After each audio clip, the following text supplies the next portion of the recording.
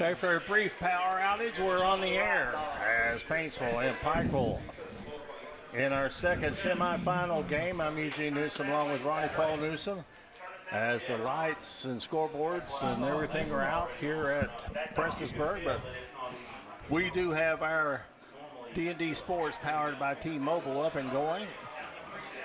On the mound for Paintsville is Connor Fugit, and he has struck out the first two Panthers that he has faced.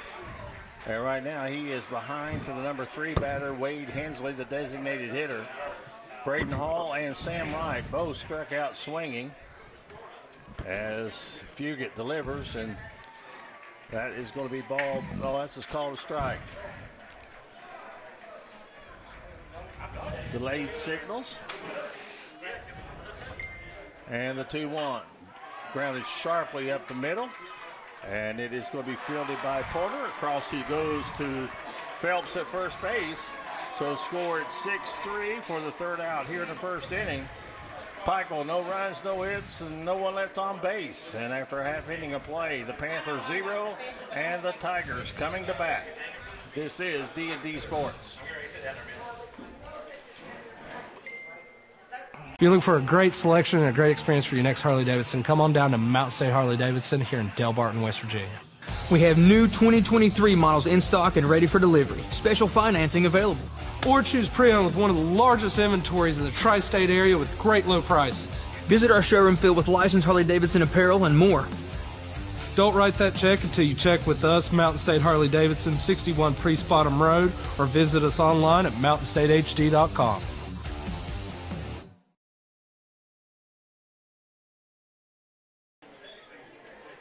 We're back at Stonecrest. Pikeville went 1-2-3 in the first inning. Let's set the Panther defense for you in the outfield from left to right. Jake Lowe, Braden Hall, and Jeb Wilkerson.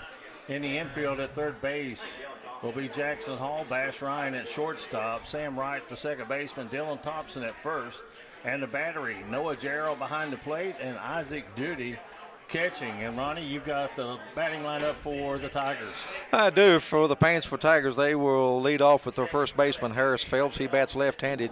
Jonah Porter, the shortstop, hits in the number 2 slot. Catcher A.J. James is batting third. The cleanup man is center fielder Ashton Miller. Grayson Peters, the third baseman, bats in the 6th slot. 7 through 9 is Ashton Allen. He's the second baseman. Anderson Loffer, he's in right field. And Dixon Kinslow is the DH. The left fielder is Peyton Adams. First 3 hitters up, Phelps, Porter, and James to face Duty. Harrison Phelps steps in, batting .312 on the season.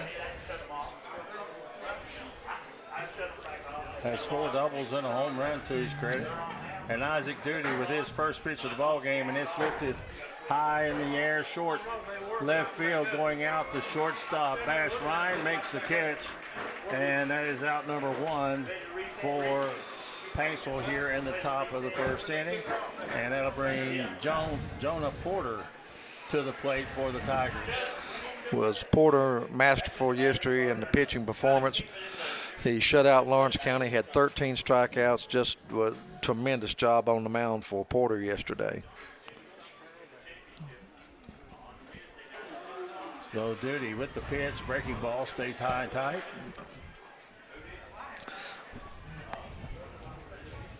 To say we expect a pitching duel would be putting it pretty mild, wouldn't it? Yeah. Duty against Connor Fugit. Well, if they're both on, it could be a quick game. There's a curveball, and that is going to be taken for a strike. And I would have to say a bigger crowd on hand today for this game than yesterday. If you look out in left field, you'll see left field pretty well lined with chairs from the foul line to the second light standard out in left center field. All the stands are full. Everybody that had a lounge chair has them packed in around the fence. Both games going on right now, softball and baseball. Johnson Central Golden Eagles baseball, they're in the finals. 2-time defending champion of the 15th region. They'll get a chance to three-peat.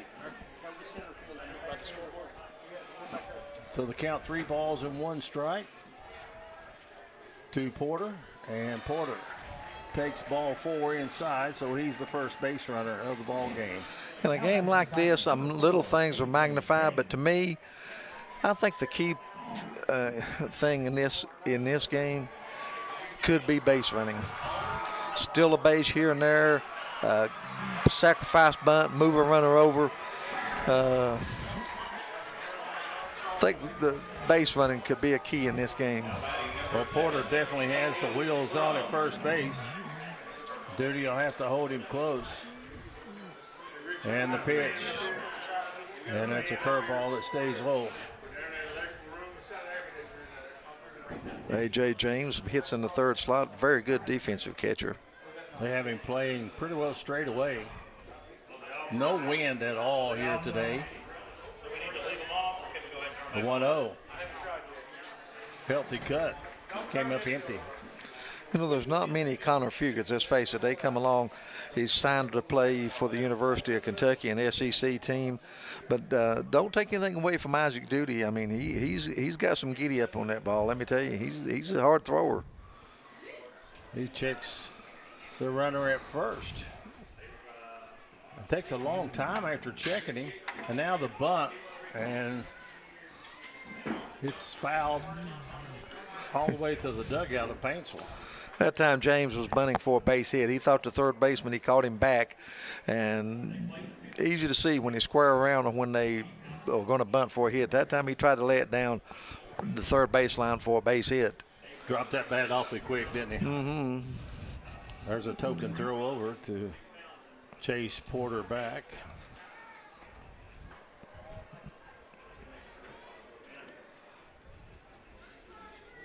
James trying to measure Duty out at the mound, and the pitch, and that is just high. Ooh, that was close to take, wasn't it? Were you a high ball hitter or low ball hitter? I could hit it anywhere. Oh, okay. No, I like it down in the strike zone. Everything up above the belt give you trouble. Swung on a miss, the hard slider. You know, runs I think are going to be at a premium. I tell you, it makes, you know, if a team does get runners on second, third, nobody out. Both these pitchers, Eugene, are capable of mowing down the side. I mean, just striking out the side and leaving the runners stranded. No, you talk about that. I was a hitter. I like the ball, believe it or not, from the middle out. They forced Porter back head first on that throw over. Batting number 1, Kingsley Feltner.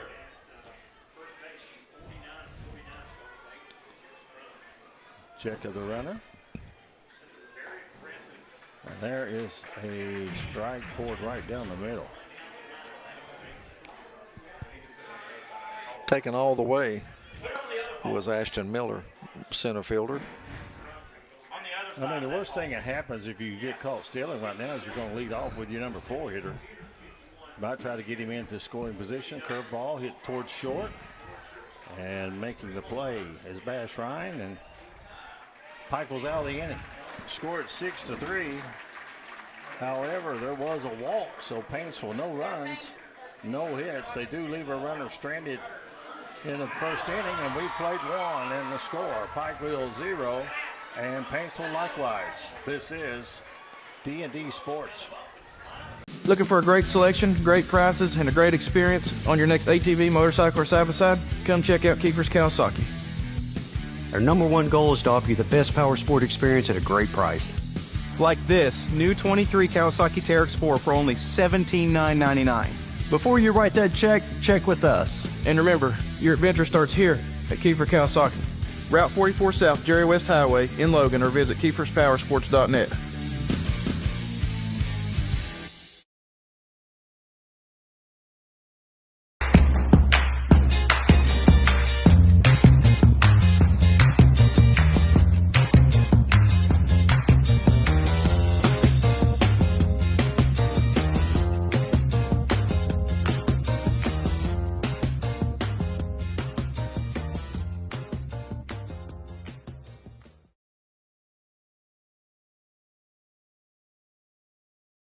Pikeville. As they went 1-2-3 in the first inning, setting Paintsville defense. Adams is in left field as the pitch is taken low for a ball. Ashton Miller is in center. Anderson Laufer's in right field. It's Peters, Porter, Allen, and Phelps from left to right. Here's a hard ground ball to second. Allen fields and over to Phelps for out number 1. That ball was hit hard. Score at 4-3. That was definitely not off the end of the bat. Grounded hard to second base. Now we had a power outage. We were a little late getting on. Couple of batters. The lights were on at the start of the ball game, and now I'm just now seeing them start. Here is a smack up the middle, and that's going to be a base hit for Noah Jarrell, and a good effort by Porter. He left his feet, almost came up with it, but a solid single to center field, and the first base hit of the ball game, and Pikeville's first base runner, Noah Jarrell. Tell you something, the first 2 balls here in the second inning have been hit hard. Jed Wilkerson coming to the plate. Boy, he had a big double yesterday over the right fielder's head, drove in 2 runs. Batted .317 on the season, and he takes a strike.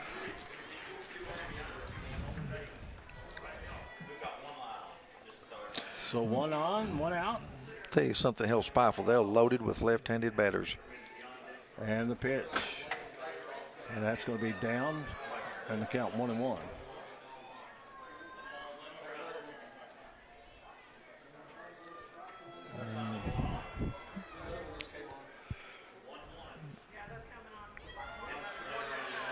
So the lights are coming back on one at a time.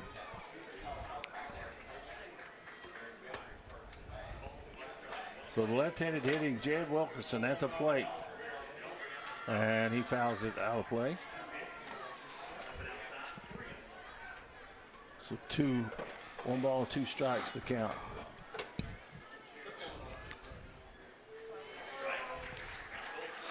Figured, as we like to say, doesn't have any wasted motion, does he, Eugene, on the mound? Short, compact. Fugit with a check of the runner. And the pitch. Not swing. Not a very high leg kick either.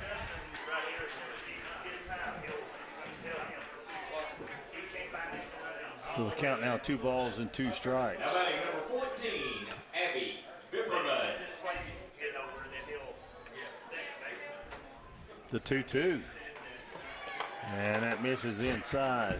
Oh, no. Strike 3 called. So caught looking is Jed Wilkerson. 3rd strikeout of the game for Fugit.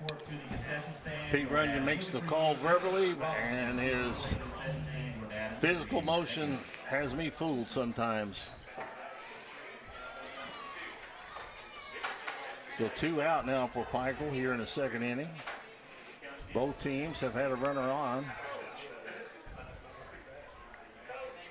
So Bash Ryan. And the pitch is outside for ball 1. Ryan, only a freshman. Freshman pitcher, shortstop. Sees a lot of action on the hill. And we have timeout called. As the lights are back on both fields. So Prestonsburg Utilities got it going. The pitch. Upstairs. Now we see some spillage of the crowd over into the right field fence there, Ronnie. It is a huge crowd here for this ball game.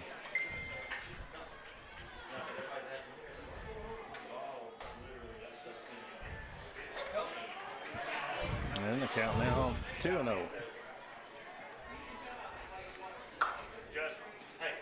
And A.J. James wants to go out and talk to Connor Fugit for a moment.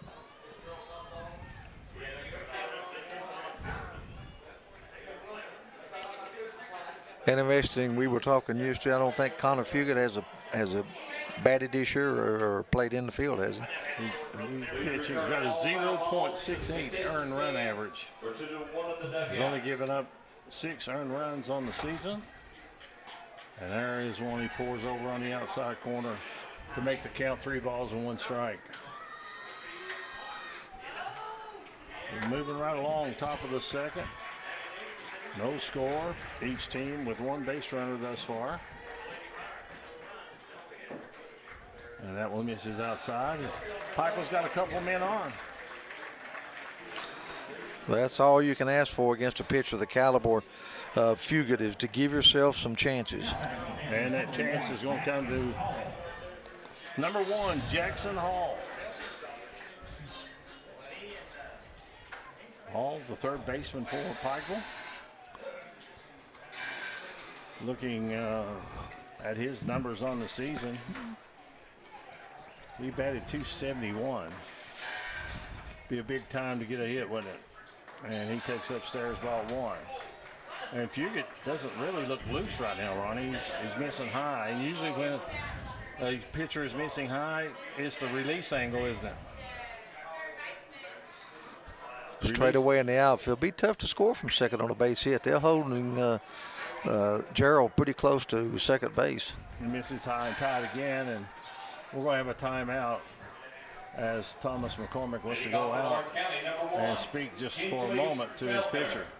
And, you know, if you're looking at from a coaching standpoint or whatever, it may be his release point. He may be releasing the ball just a little bit too early, and that's why it's staying high in the strike zone.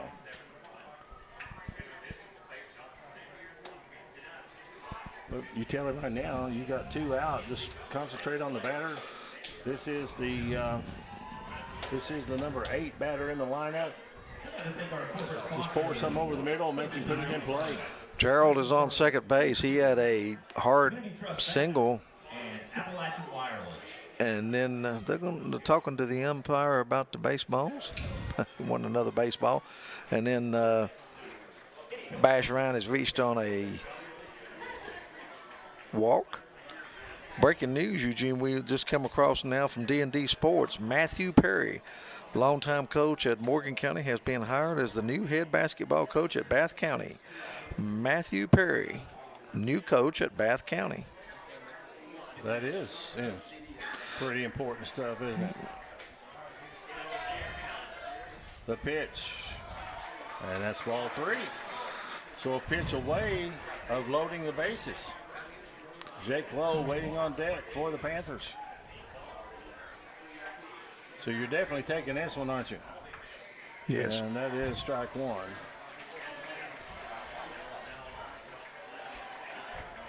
So let's see if Fugate can go get 2 in a row.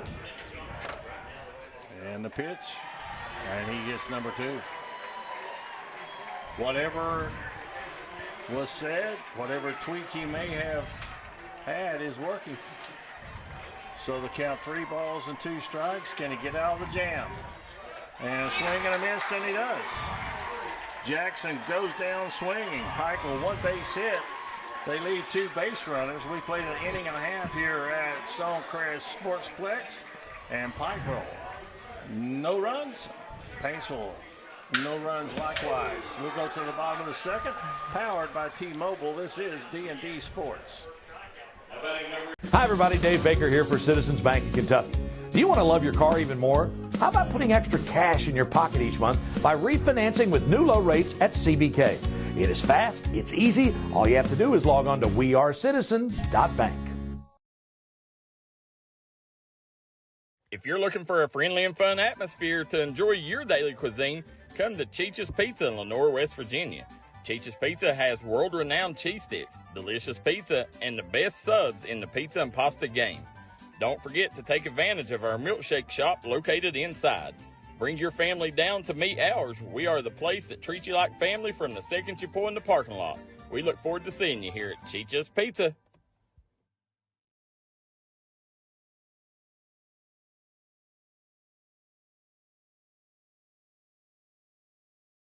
This is where it all started, right here on this farm.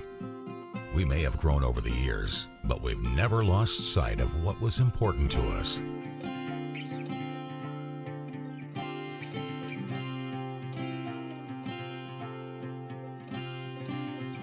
We're continuing that tradition today, and we always will be, for generations to come.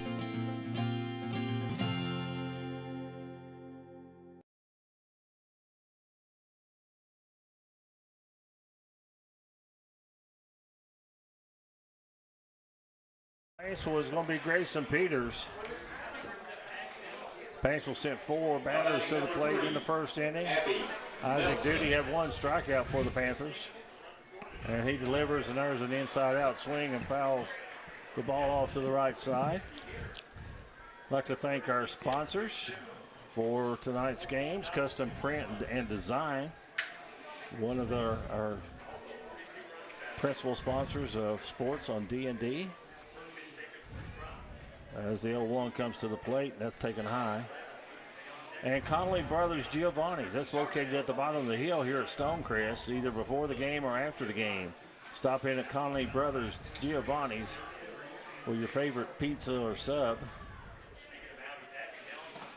There's a curveball that's fouled way out of play. Kemper Pharmacy, Howard Family Pharmacy sponsoring. Also off of US 23, Man Toyota is a sponsor. Man Toyota, man, what a deal. And then we have Classic Construction, Solid Rock Development, and East Kentucky Gun and Pond, also a sponsor tonight. The pitch taken high, and the count 2-2. Grayson Peters plays third base for the Tigers. Tigers, they are 28-8 on the season. The pitch, swing and a miss. Got that in on the fist on him, didn't he? Wasn't able to extend the arms. So that's the second strikeout for Isaac Duty. You know, I'll tell you what, you look at these teams that are advancing. Pikeville went to Atlanta, Georgia during spring break and played 4 or 5 ball games. The Paintsville Tigers was at Myrtle Beach playing. All these teams, I'll get maybe Johnson Central. I'll look and see where they went, but they get out during the spring and they get away from this cold weather. They go south, they play, they get some good experience, play some teams from different parts of the country. And then when you get to this level of the championship level play of the 15th region tournament, they've got a lot of experience playing on against really good teams. It doesn't seem to faze them a bit, does it? Oh, it doesn't hurt. To what degree does it help? I'm not sure, but I'm sure it does, because like you say, it's not a coincidence that those teams that travel south, a lot of times they're playing in the semifinals or the finals of the region. Well, you pitchers get to go work out in warm weather, and it's not too hard on the arm when it's 42 degrees and sprinkling the rain here in eastern Kentucky. Isaac Duty with a fastball that's a little high to Ashton Allen, the second batter here in the second inning.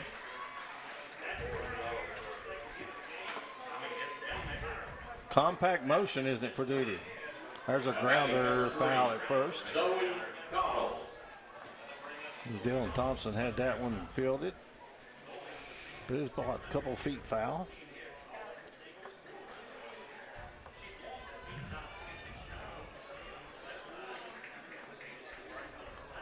Perfect night for baseball.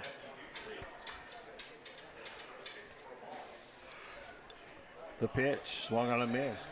I'm just surprised there's not some fire pits out in the outfield with hot dogs roasting.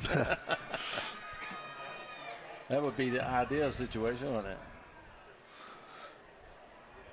But the concession stand here has been awesome, I'll tell you that. And there is strike 3 called right on the outside corner. So 3 strikeouts now for Isaac Duty. That one is a caught looking for out number 2. And that's going to bring Anderson Lawford to the plate.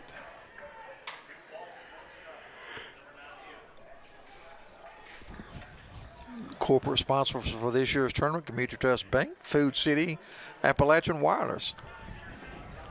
Lawford batted .387 on the season, and Isaac Duty goes to the ground after delivering that pitch. Must have got a cleat caught in the turf. The mound here is artificial, just like the infield playing surface. It is a specially built mound just for these. If you notice, either side of the pitching rubber, there is like a there is like a ridge that falls off to the side, and if the ball hits the side of that going up the middle, it can kick either hard right or left. And the pitch. We haven't seen it in high school, but when we had the middle school state tournament here, we saw 2 or 3 balls that hit that ridge on that mound, and it really scooted to one side or the other. So they count 2 balls and no strikes to Lawfer.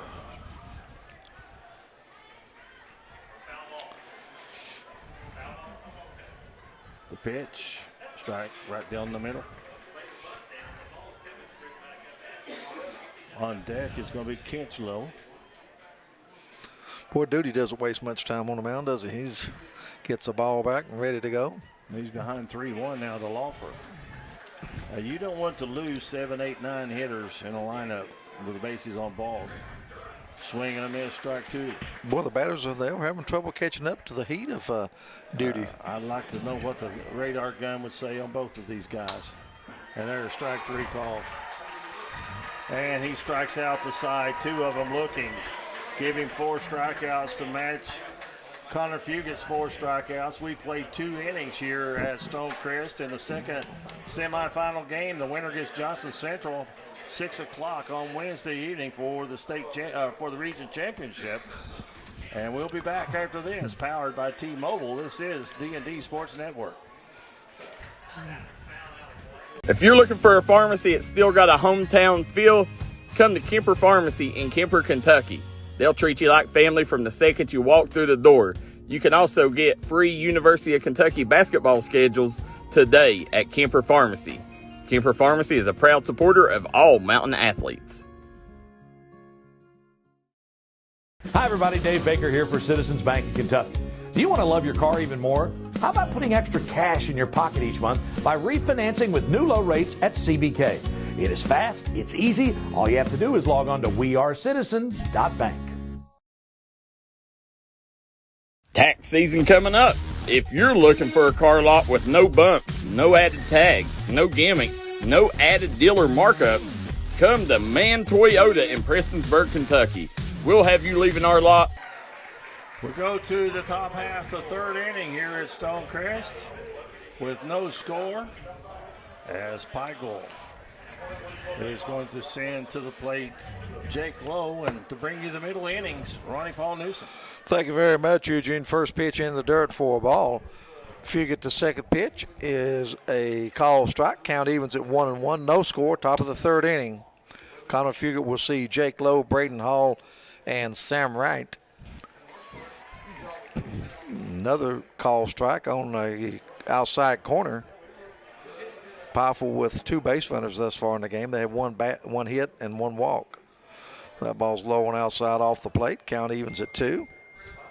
Softball game across the way. Lawrence County and Belfry, they're in the 2nd inning, no score. Fugett has fanned 4 thus far in 2 innings. There's a tap off the plate, foul ball. Stays 2-2, so Lowe stays alive.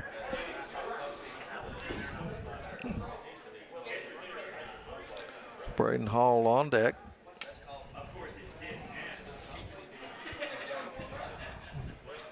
Eugene talked about the lights have come on here at Stonecrest Park. Beautiful evening for baseball, large crowd on hand. Here comes the 2-2. And it's called 3rd strike on Lowe. 5th strikeout now for Connor Fugett in this game. Only gave up 6 earned runs during the season. That's amazing. 9-0 on the season. But that's why he's going to the University of Kentucky. And there's a vehicle that's pulled into center field. It's got its lights on. They're going to try to get that taken care of. It's right dead in there. There you go, right in center field. Now up to plate, Braden Hall struck out his first time up. Hall bats lead off. First pitch is in the dirt.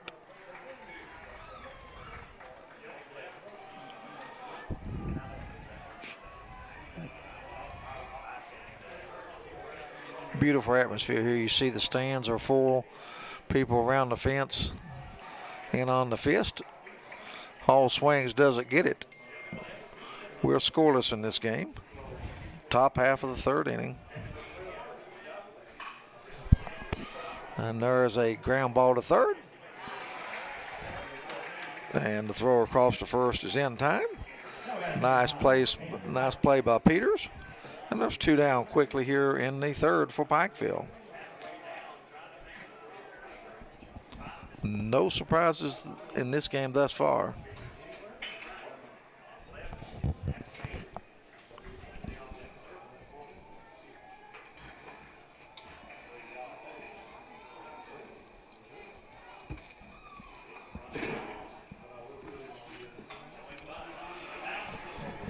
Just got a report, Isaac Duty. They were talking about the speed gun. They had him at 86 to 88 miles an hour twice in the second inning. Check swing, foul balls. Sam Wright, the batter, he struck out his first time. He's in the hole 0-2. So Connor Fugit 1 pitch away from a 1-2-3 quick top of the third. Wind up pitch. Wright's late on the swing. Fouled out of play over the first base dugout, but Wright stays alive. Fugit up to this point has struck out 5 players in the game. He's allowed 1 hit. He's walked a batter. Wright, the second baseman, slick fielder, does a good job in the field. And he hits it hard, but right at the shortstop. Throw across the diamond. It's in the dirt, but a great pickup by Harris Phelps.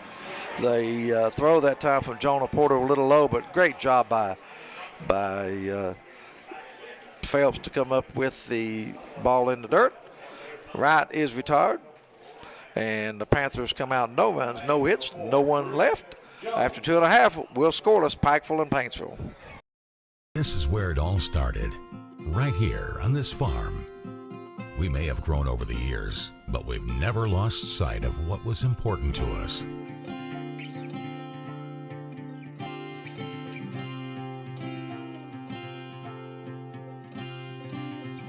We're continuing that tradition today, and we always will be for generations to come.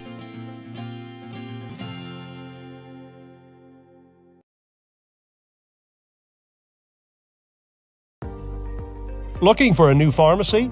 Howard Family Pharmacy offers fast and friendly service and convenient drive-thrus at both locations.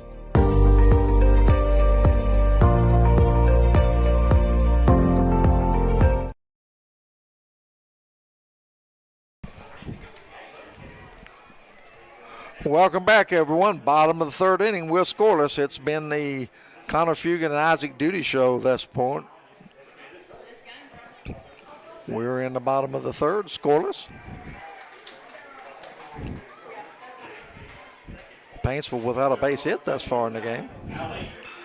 There's a chopper, high chopper. Pitcher's going to get it. Duty to Thompson, and the first batter, 1 pitch, 1 out.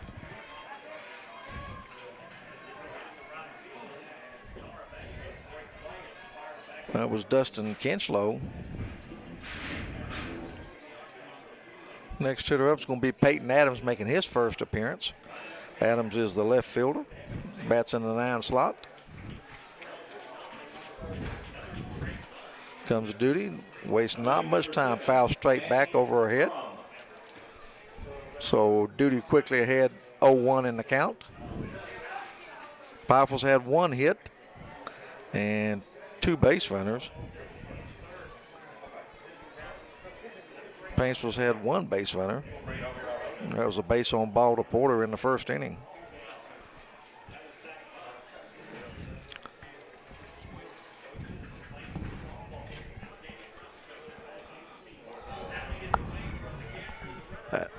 Adams waiting on the pitch.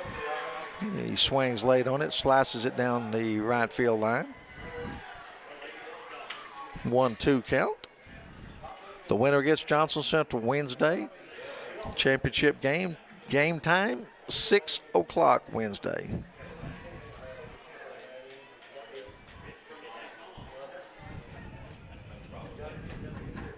Girls softball, Johnson Central defeating Shelby Valley 7-1.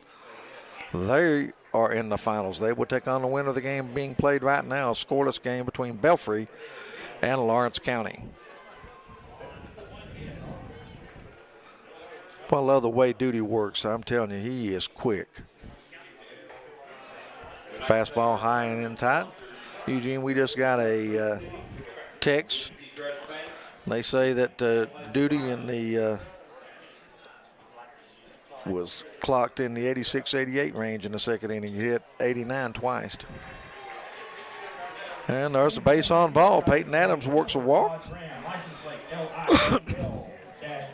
Second base on ball is given up by Duty.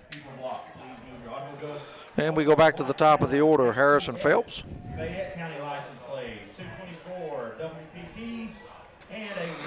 Popped out first time up to shortstop. Phelps wears number 7, left-handed batter. 1 on, 1 out for Paintsville here in the bottom of the third. No score.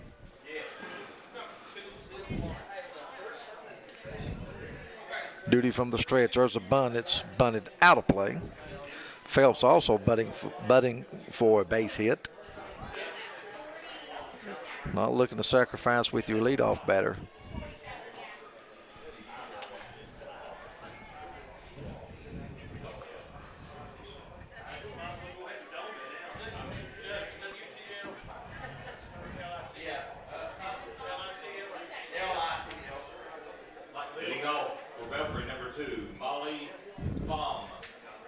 Here's the pitch. It's outside off the plate.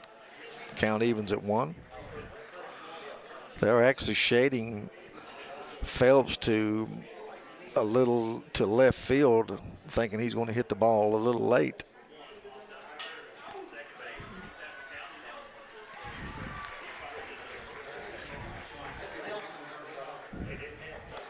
And there's a curveball. Doesn't catch any part of the plate. Count 2-1 now. Phelps and Paintsville looking for their first hit of the game.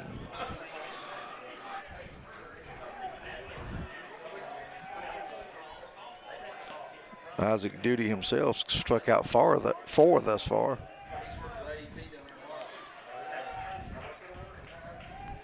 And there's the pitch, and it's hit into left field. Lazy fly ball. And Phelps is retired as Jake Lowe makes the catch. And there's 2 down. Coming up, Jonah Porter. He reached on a base on balls in the first inning. Ronnie, I couldn't help but going to the internet. You told me that, you know, the radar guns is showing 86, 88 miles an hour, and I Googled good high school fastball average speed. Guess what it is? I'm going to say 81, 82. 75 to 80. Mm-hmm. So these guys are above. And when you get to the senior level of college, the average fastball is around 90. So these guys are right at that as high school players. Breaking ball stays high. 1-0 count on Porter. Porter today playing shortstop. Pitched yesterday. Was brilliant. Struck out 13 Lawrence County hitters in the 6-0 victory. Well, there's a beautiful breaking pitch by Duty. Well, I'll tell you what, Porter, he was right on it. Just over the top of it a little bit. Now, what did he check? He goes to his back pocket, pulls out something and looks at it. Do they have something that they think that he might throw in these situations and that they're looking for a certain pitch? Or did he get a sign that there might be a hit and run?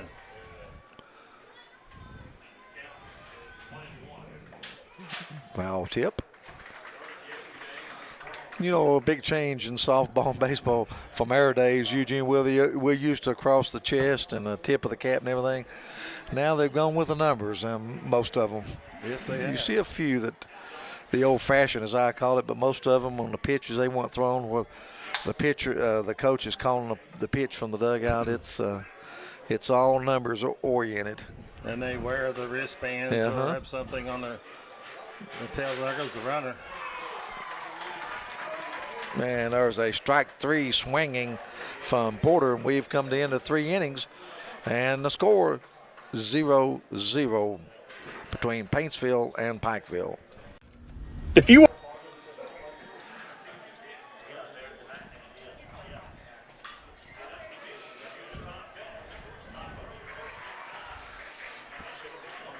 So I've got Hensley coming up first. I've got him. Looking for a good printing company? Come to Custom Print and Design in South Williamson, Kentucky. Mike Stafford can take care of all your needs. Whether it's game day gear, election ads, or just business material, they can do it. They can embroider, screen print, digital printing, signs and banners, decals and labels, business forms, vinyl lettering, team apparel, ad specialty, and more. Come see us at Custom Print and Design in South Williamson. Here at Appalachian Medical, our team has extensive experience in dealing with respiratory disease. That's why we specialize in respiratory products and disease management. We want to bring our knowledge and know-how to help patients live a healthier life.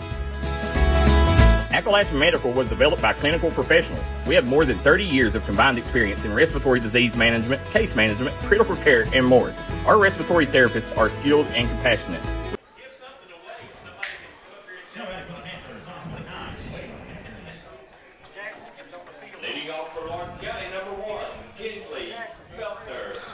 Welcome back. We're in the top of the 4th of a fast-moving game. It's a shutout. It's a pitching duel between Fugit and Duty. And the first ball of the inning pitch is grounded to short, and that's going to be an E6 on Jonah Porter. Tried to hurry. He knew Wade Hensley, a speedster, left-handed batter, could get down the line. And, Eugene, that's what speed does to you. He tried to hurry it, and the first error of the game. And when he tried to pick it up, he just fumbled it the second time. Another one hit like that right now probably result in a double play. Dylan Thompson pops it up in the air. It's going left. The left fielder had a long way to go. And there's a long way he can go. Yeah. Not going to be able to get to it. So it's strike 1 on Thompson. Thompson, his first time up in the game, grounded out to second. A hard hit ball. We're in the top of the 4th. 5 strikeouts thus far for Fugit. Has allowed the 1 hit to Noah Gerald back in the second. That's been it. Pitch is high. Big advantage, you know, you're not going to, I don't think against either pitcher, you're going to have many opportunities. And Pikeville with a big break, getting their leadoff man on. And we got time right now. As the ball comes back in the field. I'd like to remind everybody, located at the bottom of Stonecrest Mountain here, Conley Brothers Giovanni's. Stop before the game or after the game. And that's a strike call. Conley Brothers Giovanni's. Sounds like the place to be before we get here Wednesday. Nobody out. Runner on first for Pikeville. Top of the 4th. There's a swing and a foul back by Thompson. Then we also have Custom Print Design. Don't forget, if you need some custom print, they're ready for all your needs, as well as Kemper Pharmacy. 1-2 count on Thompson. You're looking for a Toyota, man, Toyota. Back up, he's the cleanup hitter. Fouls this one straight back to the screen. Man Toyota off of US 23. And what do we say? Man, what a deal. That's where I bought my last car. No score, top of the 4th. Fugit on the hill for Paintsville. Hensley's off and running, and Thompson strikes out, and he's out. He can't run. First base was occupied even on a steal. But Pikeville has a man in scoring position. Stolen base for Hensley. But you know what I have seen in that situation? Maybe a player not picking up on that and making a bad throw when the runners can advance. if they're on base. But a good job by Pete Runyon to let them know that that ball was dead. Hensley's a second via a walk. An error and a stolen base. Here comes Gerald. He had a base hit his first time up. Breaking ball low and inside. Gerald ahead in the count 1-0. The winner gets Johnson Central Wednesday night. Johnson Central with a 2-0 win over Pike Central. A good ball game. And Johnson Central going for a three-peat. Of course, in 2020, there were no tournament play. Pikeville, last time they won the 15th region was 2012. Really? Yep. I'm surprised by that. And since that time, Johnson Central's won 5. Lawrence County a couple. Prestonsburg in 2013. Lawrence County in 15 and 19. Paintsville back in 2018. 2-1 count. Sounds like familiar names, doesn't it? There's a high chopper. That's going to be trouble. Throw to first. They say it's late. Runners now at the corners, and that'll go as an infield hit for Gerald. He's 2 for 2. And he was jockeying off first base like he was getting ready to go for second base on that. So a single. Runners are now at the corners with 1 out. So a serious threat being posed here by the Pikeville Panthers. You know, Grayson Peters, third base, sometimes you're helpless. You know, those high choppers, you know, even if you chart, you got to wait till it comes down. Now batting number 13, Taylor Blevins. Up to bat now is going to be Jeb Wilkerson. He was a strikeout victim his first time. Crowd continues to swell. Even though we're midway through this ball game, there's still people coming in. Pikeville with a really genuine threat. First and third and only 1 out. Do you do anything tricky here? Do you play straight baseball? You got a left-handed batter in Wilkerson. I think you're going to run. Maybe a delayed steal. Gerald is the catcher. I don't think he's known for his wheels. Hensley, a really base running threat on third base. But even if you draw the throw, that gives Hensley a chance to go. There goes the runner. And they let him go through, so it'll be a stolen base for Gerald. I would be running. Oh, yeah. And he was. And now 2 runners are in scoring position. Second stolen base of the inning for Pikeville. Runners at second and third. Wilkerson taps one and down the first baseline, but it's in foul territory. It's 1-2 now. So really and truly, you don't have to hit it hard. You just got to get it in play and give yourself Paintsville. Knowing the importance of this, they've got everybody in at the edge of what we would call the infield grass. You know, the first and third's playing even with the bag. I would probably have them in more. Boy, there's a long fly ball to right field. It's caught by the right fielder. Great running catch, but both runners are going to tag. Pikeville's on the board. They lead 1-0. Well, I'll tell you one thing. That was driven hard to right field.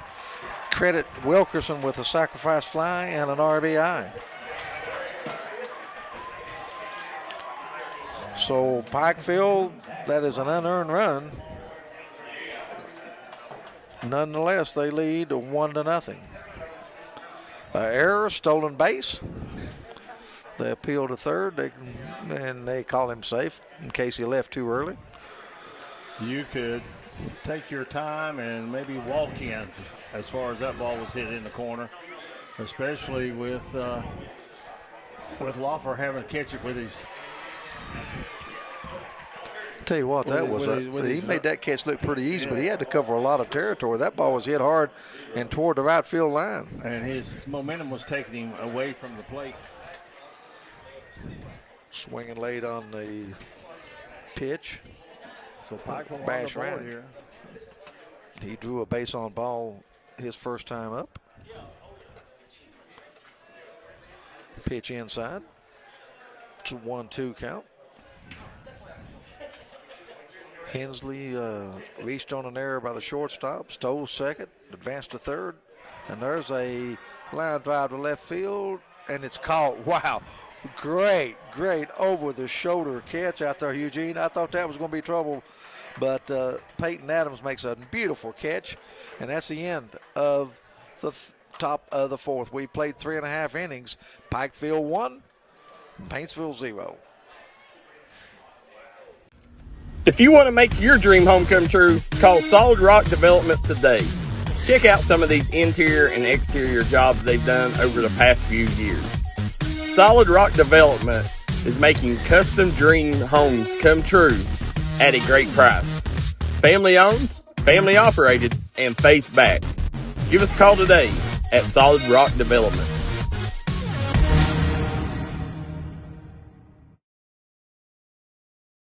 Found yourself in a jam, or do you want to make some extra cash from your unwanted items? Call Platinum Plus Recycling and Towing in Dorton, Kentucky. Platinum Plus is giving top dollar for scrap metal, aluminum, Cadillac converters, and more.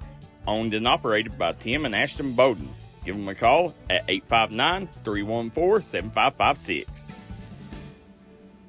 Looking for a good printing company? Come to Custom Print and Design in South Williamson, Kentucky. Mike Stafford can take care of all your needs. Whether it's game day gear, election ads, or just business material, they can do it. They can embroider, screen print, digital printing, signs and banners, decals and labels, business forms, vinyl lettering, team apparel, ad specialty, and more. Come see us at Custom Print and Design in South Williamson.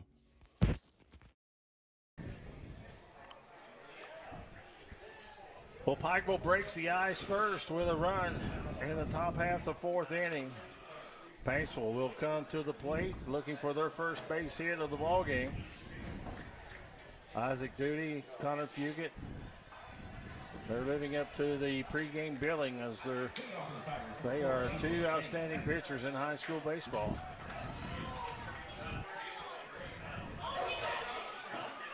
First pitch from Duty is inside. A.J. James, the catcher, struck out his first time. Takes the ball on the inside part of the plate.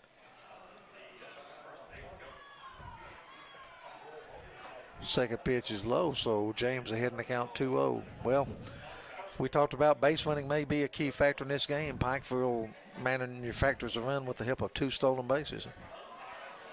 Duty gets a strike with the 2-0 count. It's going to be James, Miller, and Peters for Paintsville. Swings right through it. And the count is 2-2. Right now, Noah Jarrell will go out and talk to Isaac Duty for a moment. Make sure of what they want to throw on this 2-2 pitch.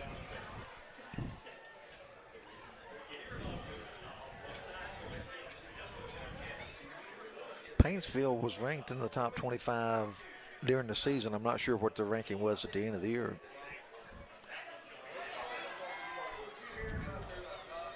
Oh, what a curveball. Wow. Boy, that'll give you a helpless feeling. James goes down for the second time. That's 6 strikeouts for Duty.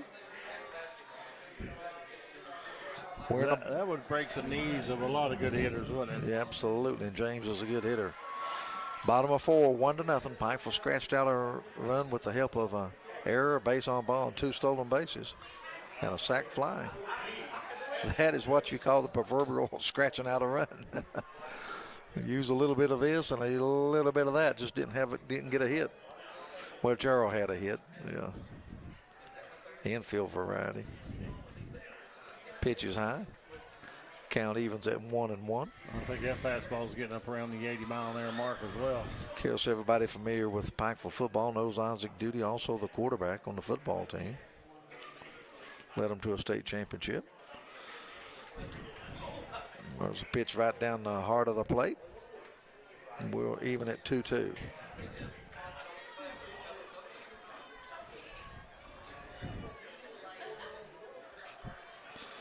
Low inside. He's going to have to come from behind here with a 3-1 count.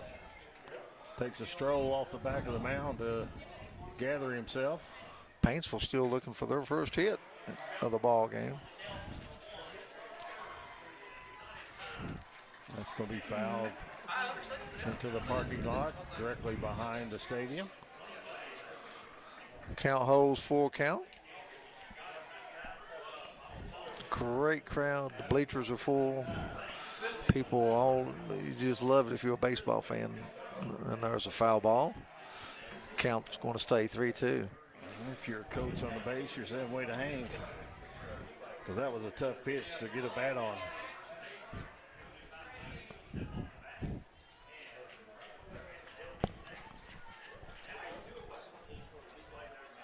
Here comes the full count pitch. And this one's chopped down the third baseline. It's going to roll foul. So Miller's going to have to come back. Well, Miller, the first time up, he grounded out to short. He was hustling down the line. Had that stayed fair, that was going to be a first base hit of the game for Paintsville. You know, the middle infielders, just about for every team, boy, they play way back. Not that much of a problem at second base, but boy, that makes it a long throw for a shortstop. And there's the first base hit of the game as Ashton Miller takes duty right back up the box. And Paintsville has a base runner. Ashton Miller with the first hit of the game for the Tigers, and that's going to bring up Grayson Peters. He struck out his first time. So Paintsville with something cooking here. Well, you're not going to keep a good team down forever. Peters' first time up, he was a strikeout victim. Right now is the time, though, where you know, the pitcher in this situation. That's going to be close. Woo-hoo. Good pickoff move that time, but Duty kind of caught Miller, I think, a little off guard. Peters' first time up, he was a strikeout victim. Right now is the time, though, where you know, the pitcher in this situation. That's going to be close. Here comes the pitch, and it's bunted, and it's a dandy. Third baseman for Pikeville fields it. They get it. They throw behind the runner at second base, and he's safe, but they get the runner at first. But Paintsville gets a guy in scoring position, and that's going to be a sacrifice bunt for Grayson Peters and not an official at bat. And that's going to bring up Austin Allen, second baseman, 2 out, run. He struck out his first time up. And that play was closer at first than what you might have thought. That hit first slide, that's deceiving, I guess. Jackson Hall, the third baseman, smooth, made it look pretty easy. Yeah, he dived in the first, but clearly he was out. 2 out and a runner on. There's a pitch. And it's inside for a ball. Ashton Miller, his first time up, he was caught looking.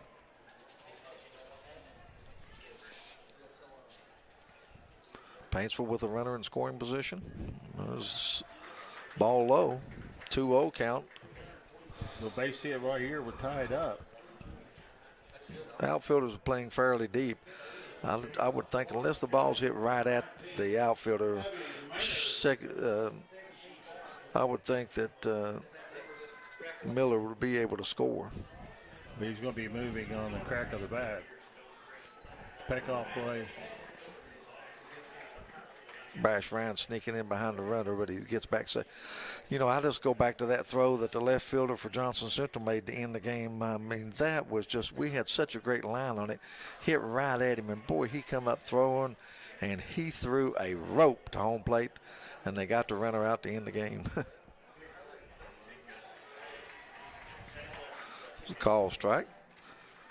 But still ahead in the count right now is Austin Allen, 2-1. Well, he's going to take a timeout and walk back up the third baseline, get a couple of swings as catcher Noah Jarrow speaks to Isaac Duty how they want to do this. 1-0, Pikeville leads, bottom of the fourth. A lot of baseball left to be played. It's just the bottom of the fourth. Ronnie, in high school baseball, do you change your signs with a runner on second? Oh, very possible. Very possible. There's a foul over the first base dugout. So after falling behind 2-0, he's come back with 2 strikes. Batting number 4, Bree Jones.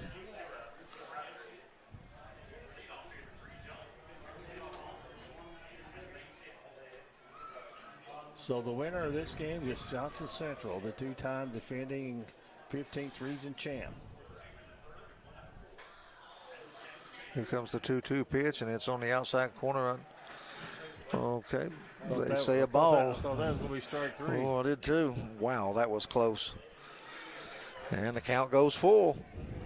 So the winner of this tournament plays the winner of Region 10, June 1st at Kentucky Proud Park. And it's high and outside, so a base on balls to, and Austin Allen really worked for that one. So Paintsville has runners at first and second. That is the 3rd walk issued by Duty. And Lawford comes to the plate, a strikeout victim his first time. Paintsville with a golden opportunity, runners at first and second, 2 out. Anderson Lawford, the right fielder, up to the plate, strikeout victim.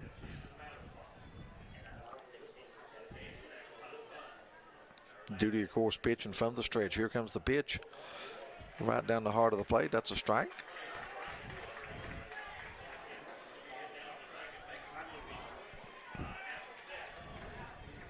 Infield playing deep, not holding the runner at first.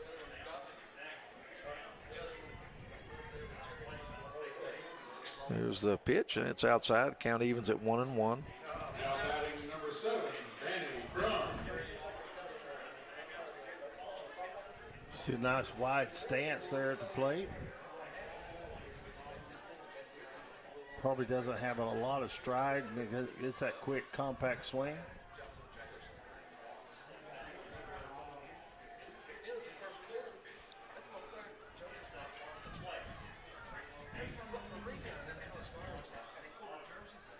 Don't know what the delay is. Umpire Pete Renner standing between. His headlights out in left center field. Yep. That is a problem. Count is 1-1. And the lights go out. Not in Georgia, but here in Princessburg. Back to baseball. Bottom of the 4th, 1-0. Paintsville Trails, they have 2 men on. There's 2 outs. Lawford the batter. Swings through it, misses it, and he's behind in the count 1-2. Terrific baseball game up to this point. Only 1 error in the game, and that led to a run for Pikeville. City of Prestonsburg, Les Stapleton told me yesterday, there's strike 3. They're going to be hosting the Little League State Championship here at Stonecrest this season. With just a few weeks off. That's going to take care of things here in the bottom of the 4th inning. No runs. They leave with a couple men on base. After 4 complete, Pikeville 1, Paintsville 0. Powered by T-Mobile. This is D&D Sports Network. If you're looking for a great selection and a great experience for your next Harley-Davidson, come on down to Mountain State Harley-Davidson here in Del Barton, West Virginia. We have new 2023 models in stock and ready for delivery. Special financing available. Or choose pre-owned with one of the largest inventories in the tri-state area with great low prices. Visit our showroom filled with licensed Harley-Davidson apparel and more. Don't write that check until you check with us, Mountain State Harley-Davidson, 61 Priest Bottom Road, or visit us online at mountainstatehd.com. Looking for a great selection, great prices, and a great experience on your next ATV, motorcycle, or side-by-side? Come check out Kiefer's Kawasaki. Our #1 goal is to offer you the best power sport experience at a great price. Like this new 23 Kawasaki Teryx 4 for only $17,999. Before you write that check, check with us. And remember, your adventure starts here at Kiefer Kawasaki. Route 44 South, Jerry West Highway in Logan, or visit KiefersPowersports.net. Pikeville here in the top of the 5th inning of a fast-moving high school game. Hall, first time up, struck out. Bash Ryan made the last out of the last inning when he flew out to left field. There's a strike. We're going to see Hall, Lowe, and Hall. Jackson Hall and Braden Hall. Breaking ball stays high. Fugit has given up 2 hits, both of them Noah Gerald. He's given up 1 run. It was unearned. Way late on that swing was Hall. Count evens at 1-1. That might have been 1-2, excuse me. That might have been his fastest fastball the other day. Foul out of play over her head. I really think he's throwing harder right now than he did in the early innings. I think to Lawrence County's leading 4-0 over Belfry. And girls softball. There's a little tapper out to second and not able to make the catch. Let's see, do they say out or safe? We've seen 2 calls. First base umpire's going to say out. A snow cone catch. Boy, that was close. It was a little looper. The second baseman was playing really deep. And he comes in and makes a diving catch. That was Austin Allen. So it's 1 out. So it goes as a line drive to second base, right? Yeah. First pitch is a call strike. Too low. It was definitely a snow cone catch, wasn't it? You know, our boy from here, didn't it look like it's trapped? You could see so much ball. I mean, but we're up here. You may have seen the replay.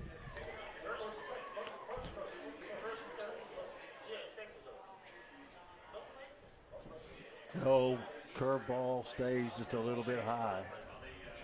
It was a dandy.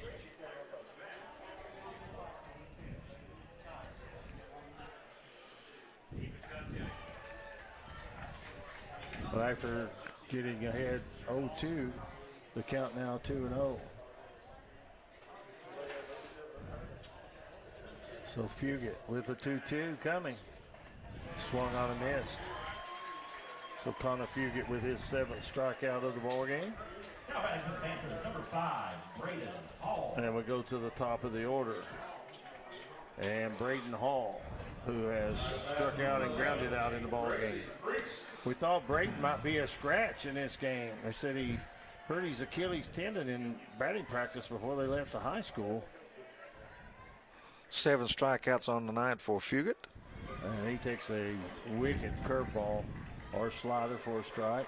Hall's 0 for 2. He has struck out and grounded to short. 0 for 2 in the game. There's a line drive into right center field. I think Adams going to get down. Good job by Loffer in right field. He cuts it off, and he's going to hold him to a single. They throw behind him, but I didn't see Hall able to get back. So Hall gets the 3rd hit of the game for Pikeville. That's going to bring up Sam Wright. He's been a strikeout victim and grounded to short. I didn't see any evidence of a bad Achilles there, did you? No. He had rounded second, and had there been any hesitation at all by the right fielder, he was going on to second. Now let's see if he tries to steal second. Pretty good runner, and he's going to go right on the first pitch. Wright takes it. Throw down, not even close. Braden Hall gets the 3rd stolen base of the night for Pikeville. And he's now in scoring position with 2 outs. And Sam Knight, who has struck out and grounded out. A base hit here will give Pikeville another run.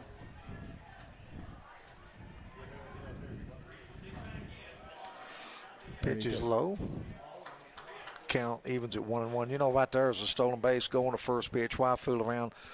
I'm like what you always say. They throw him out. What's the worst thing? You got your 2, 3, and 4 hitters coming up. Right with a pop-up on the infield. It's going to be in foul territory, and it's going to be handled by A.J. James, the catcher.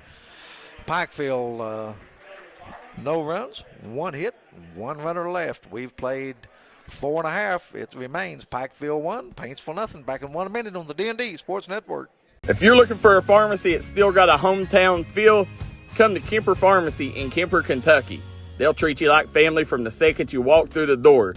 You can also get free University of Kentucky basketball schedules today at Kemper Pharmacy. Kemper Pharmacy is a proud supporter of all mountain athletes. Tax season coming up. If you're looking for a car lot with no bumps, no added tags, no gimmicks, no added dealer markups, come to Man Toyota in Prestonsburg, Kentucky. We'll have you leaving our lot saying, man, what a deal. If you want to make your dream home come true, call Solid Rock Development today. Check out some of these interior and exterior jobs they've done over the past few years. Solid Rock Development is making custom dream homes come true at a great price. Family owned, family operated, and faith backed. Give us a call today at Solid Rock Development.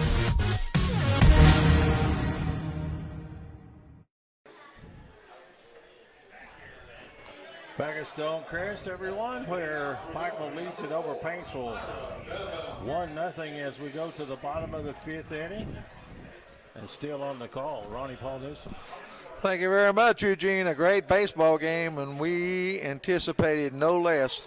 Great pitching matchup between Connor Fugit and Isaac Duty, and we have not been disappointed. Bottom of the 5th, hits have been at a premium, and so has runs. Duty starts him off with a breaking ball for a strike. 13 strikeouts combined by these two pitchers. Dixon Kinslow grounded back to the pitcher his first time up. That one's off the plate, but they say it caught enough of it for a call strike, so it's 0-2 to Kinslow. Kinslow is the DH.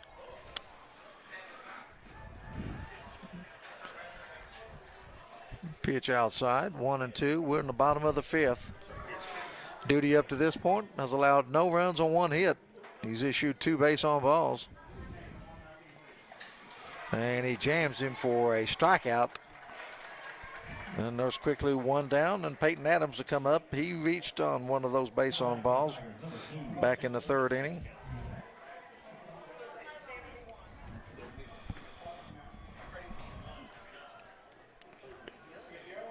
So Isaac Duty now, as you mentioned, with the strikeout.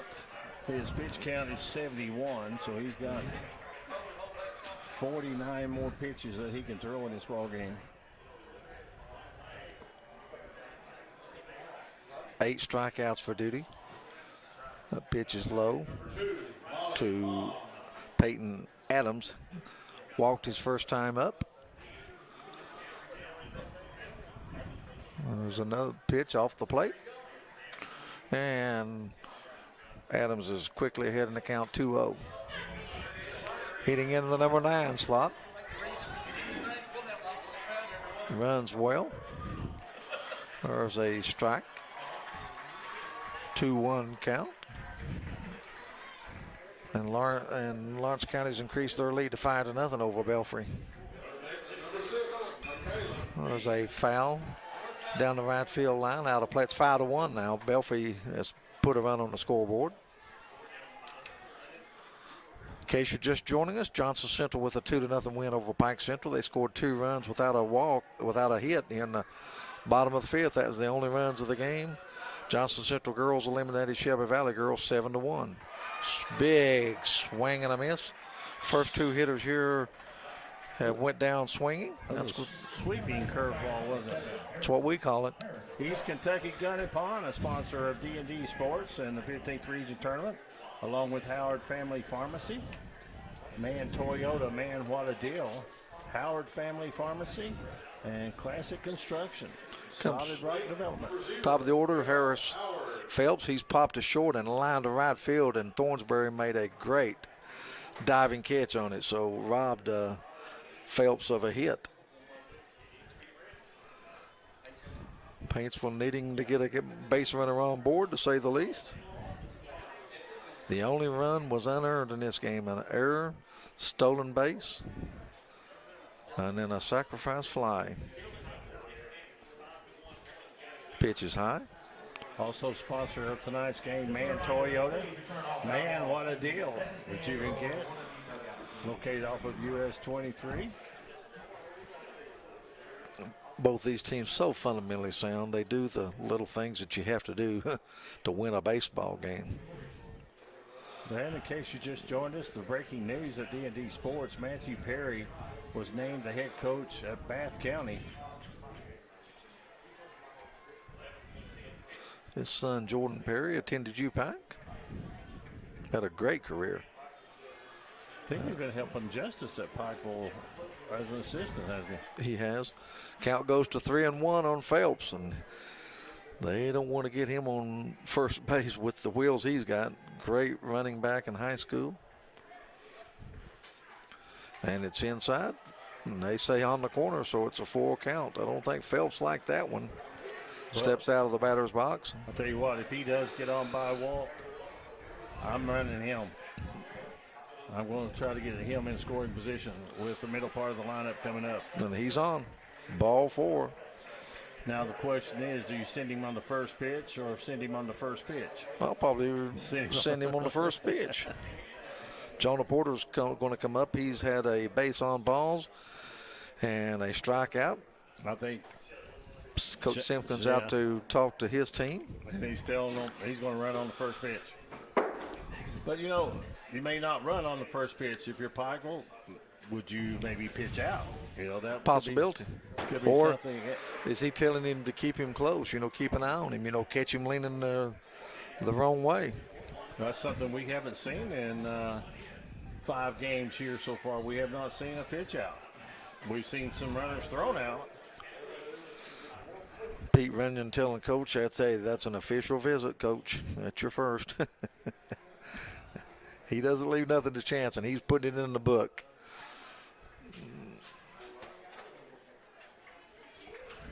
Back to baseball. Jonah Porter up. 0 for 1 officially. With a base on balls. Phelps is at first. Already got a good lead. Get his timing down and see if he runs. Does it go? Pitch is called a strike. Now you could make a pitch out. Ahead in the count.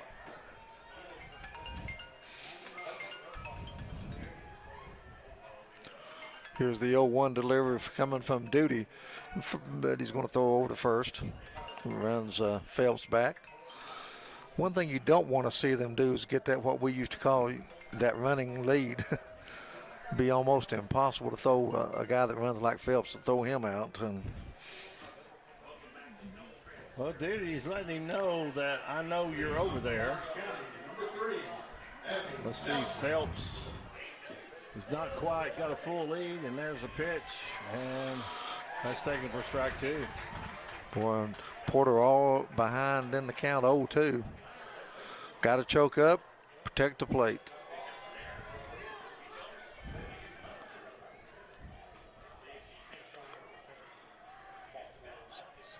Nine strikeouts for Duty. One more, put him in double figures. There it is. There it is. Porter swings and misses. Paintsville gets no runs, no hits. They leave a runner. And at the end of 5, it's Pikeville 1, Paintsville nothing. Back with more on D&D Sports. Looking for a new pharmacy? Howard Family Pharmacy offers fast and friendly service and convenient drive-thrus at both locations.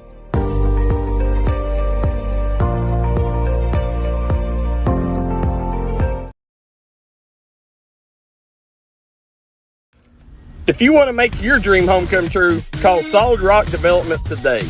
Check out some of these interior and exterior jobs they've done over the past few years. Solid Rock Development is making custom dream homes come true at a great price. Family owned, family operated, and faith backed. Give us a call today at Solid Rock Development.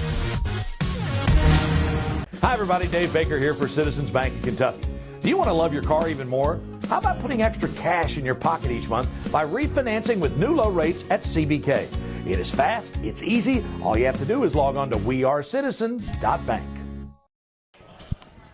Sitting in and talking some baseball with us right now, Mayor of Prestonsburg, Les Stapleton. And Les, has tonight exceeded your expectations again as far as what's going on here on Stonecrest Mountain?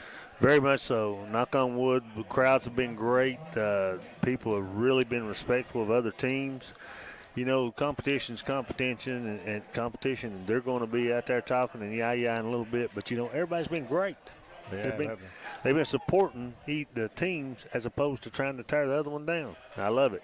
We've been talking about the people that made help make this possible. But there's some 3 corporate sponsors that sponsoring this tournament. That's Prestonsburg Food City, Community Trust Bank, and Appalachian Wireless, and they are so important to make this tournament possible. And you know, in the future, this tournament relies on people like those 3 corporate sponsors. Well, our whole goal is to get money back into the schools.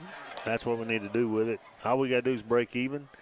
They help sponsor trophies. They've helped sponsor food. They've helped get things where we need to be. And we're just excited to have people in the community that are stepping up that way. And is that strike 3 called? And it is. And I don't think Wade Hensley was too happy with that call, but nonetheless, a strikeout for out number 1. And that's going to be 8 strikeouts now for Connor Fugit as I have it. Pikeville leading 1-0. This game has met its expectation, and we were talking about how the crowd now has spilled over from the chairs, the bleachers. Now they're in the outfield. Oh, yes. I went out there and sat a little while ago, and the seat out there is as good as any. You could tell the balls, you can tell the strikes. I was in the golf cart, just about dead center field. And here's a chopper that is going to be foul. I'm going to give you some numbers from last night. So far, you know, you cannot expect any better crowd than what you got here, right? Oh, I agree, yes. We have almost 18,000 people who watched last night. Wow. Wow. You know, we had, I think we ended up counting there just tickets. We had probably 1,800. 1,800. Now, there was probably another 1,000 that snuck in around the edges and stuff Like as it me got and there. Ronnie and yeah.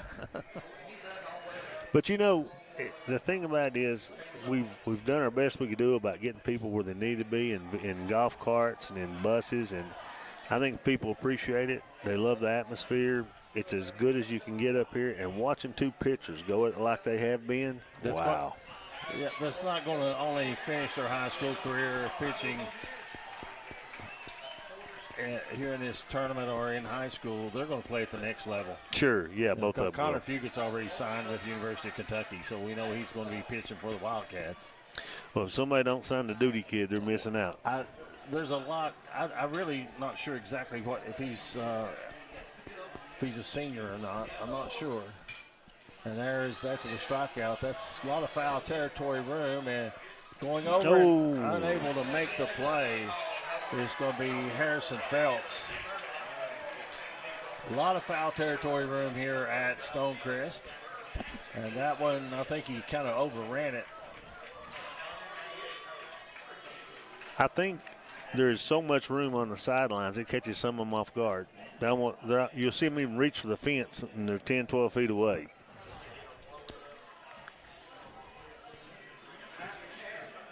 And you told me yesterday, if I remember right, the Little League State Championship is going to be here this year. Yes, sir. Do you have the dates of that? I do not, but we also have the softball state championship here. There's a soft liner, and it is going to be dropping into short center field for a seeing eye base hit. I don't know if he could throw that and put it in a better spot, do you? You couldn't take it out there and lay it down any better, I don't think. So Noah Gerald gets the single. And that's going to bring up Jeb Wilkerson. He had a sacrifice fly that got the run in, and he hit it a ton down the right field line. Was able to turn on it. Great play out there by Lawfer to catch it. But no way he was going to be able to throw out the runner at home. This is one of those games, the first team to flinch is in trouble. They are. And pitch count is not a factor. Both of them are 80 or less right now. You can go 120 in high school. I asked when I came in a while ago. They're probably, Connor's probably maybe 90 now, maybe. And we had a little bit of someone that was sent us a text that they had a radar gun going about 86 to 88 miles an hour in these guys. There goes the runner. Swung on right back at Fugit. And he snags it, and there's out number 3. And we go to the bottom of the 6th inning. No runs, a hit, one left on. Pikeville, they own a 1-0 lead over the Tigers of Paintsville. Powered by T-Mobile, this is the 15th Region Tournament on D&D Sports Network. Hey, thanks for having me on. This is where it all started, right here on this farm. We may have grown over the years, but we've never lost sight of what was important to us.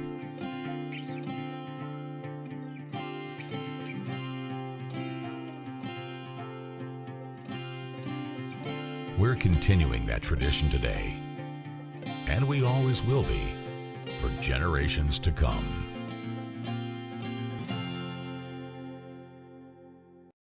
Let the folks at Double Quick help you start your 2022 off right. They've brought back the bourbon pecan coffee for a limited time only. You can also quench your thirst with the great deals on fountain drinks they offer daily. Double Quick is your one-stop shop for everything. They offer breakfast, lunch, and dinner. You can stop by one of their many storefront locations spread throughout eastern Kentucky. Stop by and let Double Quick make your day better.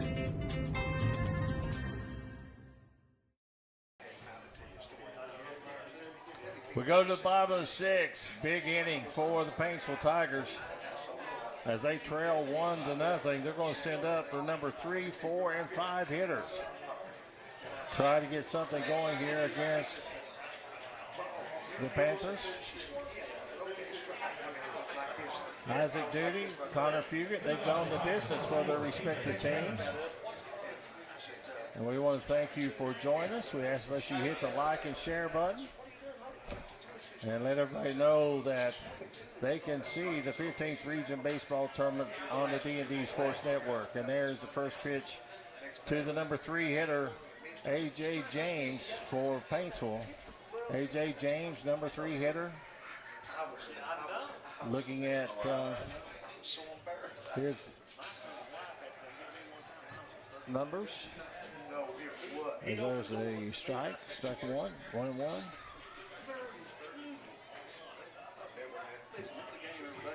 I've got him at 295 hitter for the season. And Duty with the 1-1 to the plate. And that is a strike.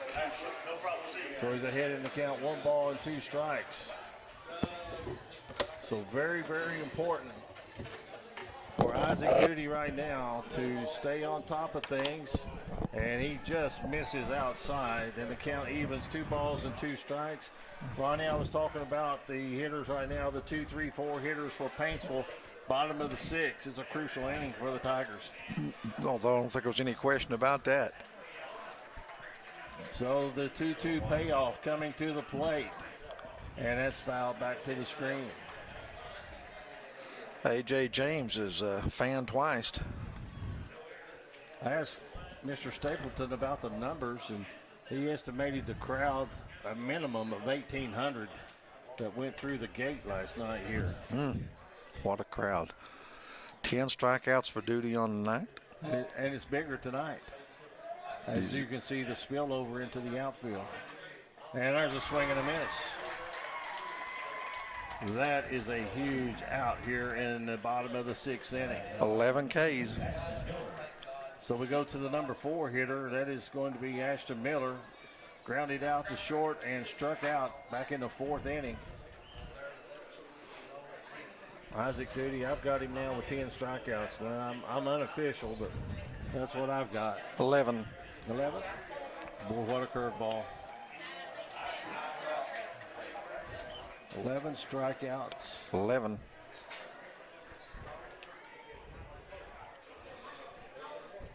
Tell me where you'll find a better baseball game. I mean, I'm talking about we've had 1 error combined by both clubs, 2 great pitching efforts, good defensive plays. I mean, we've seen it all. Great high school baseball game if you like pitching and defense, that's for sure. Would you rather see a pitching duel 1-0, or would you rather see a 9-8? I don't know the difference. Slugfest. In high school, I want to see a pitching duel. In the pros, I want to see a slugfest. There's a ball taken inside, 3-1. Yeah, I always hated to drive to Cincinnati to see a 1-0 ball game. Yeah. Ashton Miller's up to the plate. He's grounded to short, and he has the long base hit for Paintsville. Hit it hard right back up the middle. The 3-1. And the count goes full. To say this is a big pitch would be an understatement. Paintsville still got 5 outs to use. And that's ball 4 high. That's been the one thing for Duty. That is his 5th base on ball that he's issued. He's done a great job of spreading them out. He walked a man in the first. He walked a man in the third. He walked one in the fourth and one in the fifth and one here in the sixth. Yeah, but now you're bringing up your number 5 hitter in the lineup. Yes. And that is Jonah. Oh, no, excuse me, that's not John Porter. It's going to be Grayson Peters. Grayson Peters coming up. Peters struck out, had a sacrifice bunt 0 for 1 officially. And that's bunted, and it goes straight up in the air. And the catcher, Noah Jarrell, comes out, makes the basket catch. Earl Weaver. They gave him an out. Earl Weaver. I do not want to give him an out. What he used to say, and for you old baseball fans, is he did not want to walk. Did not do an intentional walk and did not want to sacrifice. We've only got 27 outs. I'm not going to give them away. Austin Allen up, struck out, and reached on a base on balls. And getting through the meat of the order here in the bottom of the 6th could pay big dividends for Isaac Duty. And he starts off with a curveball. And that one just breaks and cuts the heart of the plate.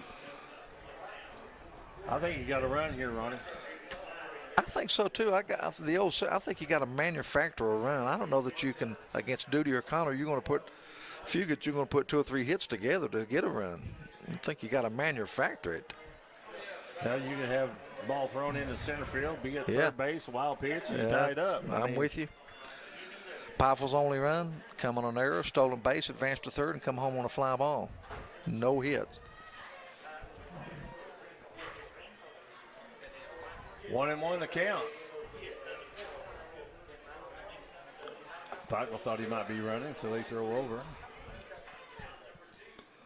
Pikeville, pretty good 1-2 pitching combination with Dylan Thompson and Isaac Duty. Thompson threw a beautiful game against Belfry, defeating them 10-0 yesterday. Of course, there'll be a day's rest for anybody that has thrown less than 50 pitches.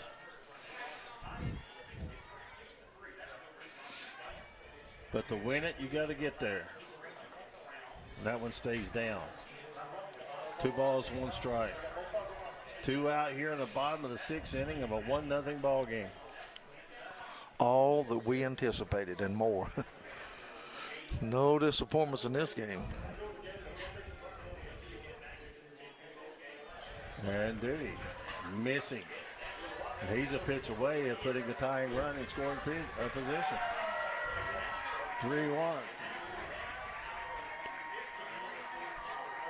5-1 Lawrence County on the softball side over Belfry right now. That game moving to the 7th, looks like.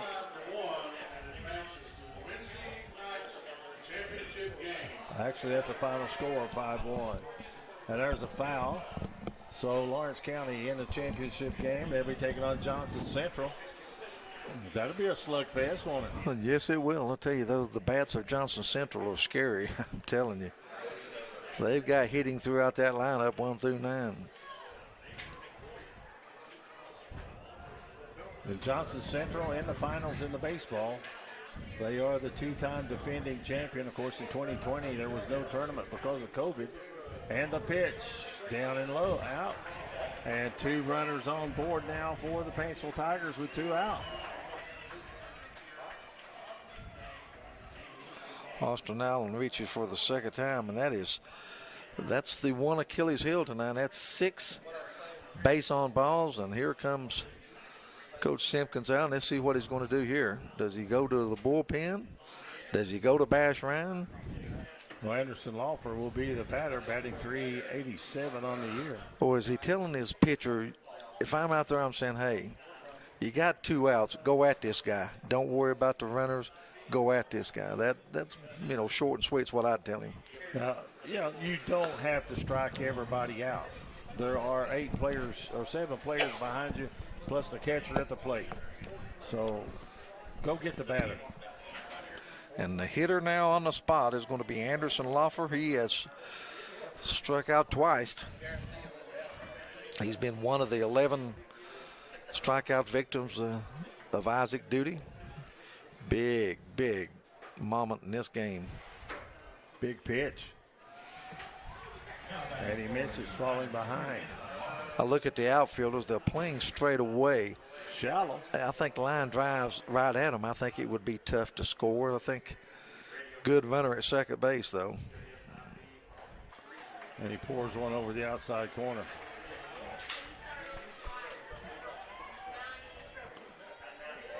Good wheels, Ashton Miller, Austin Allen, I think pretty good base runners. And Duty wanted that one but didn't get it. 2-1 the count.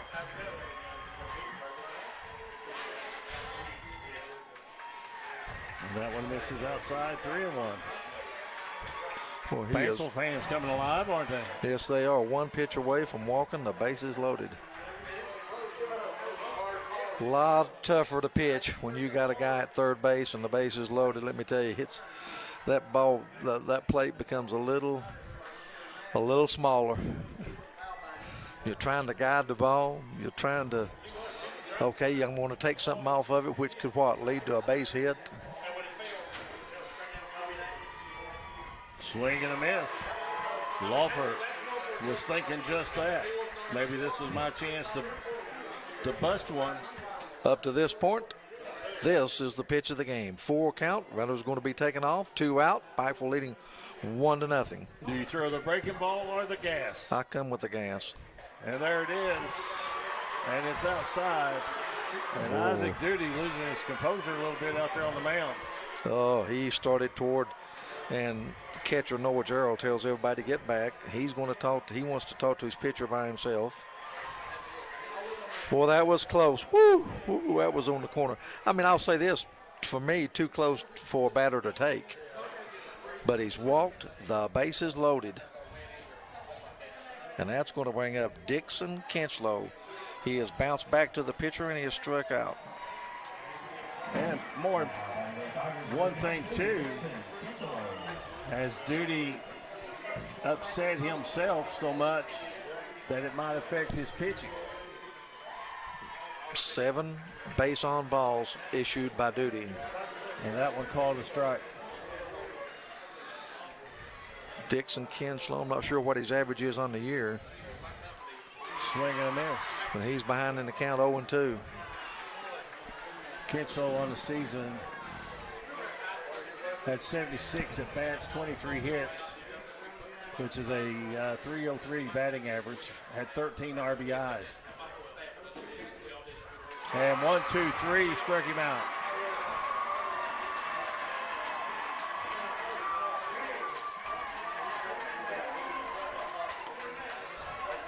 Well, some drama. Wasn't it, though? So we go to the 7th inning.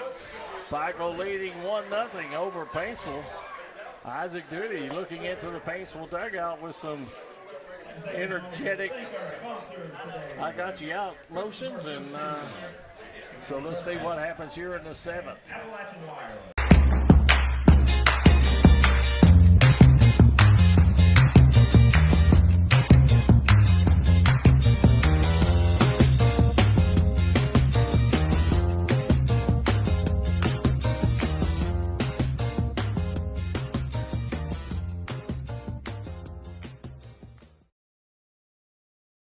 If you're looking for a pharmacy that's still got a hometown feel, come to Kemper Pharmacy in Kemper, Kentucky.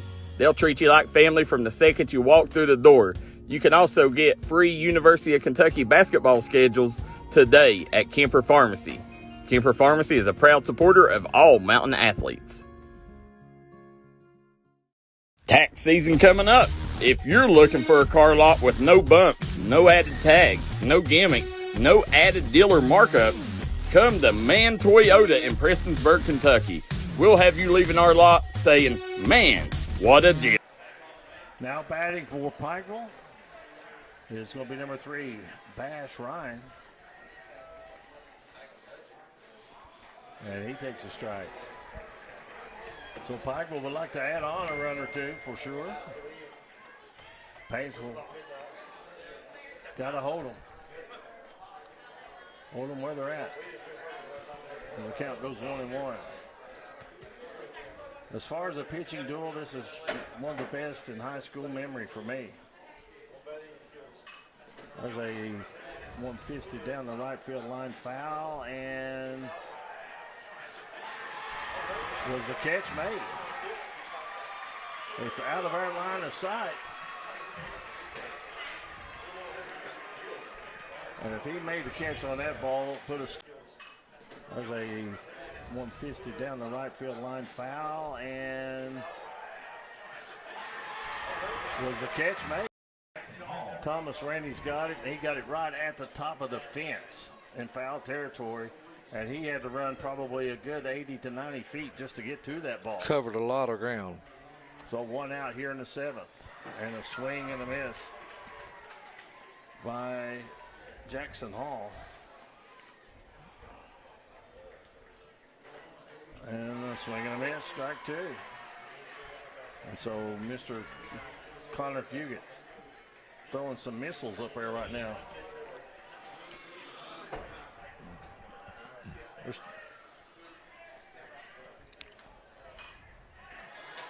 You know, doesn't he look like at this juncture in the game that he's just really getting loose now? I mean, you know what I mean? And just throwing, I'm telling you. There's 11 zeros on the board right now in that scoring column. The only thing that sticks out is that one run in the 4th inning for the Pikeville Panthers. And swing and a miss, strike 3.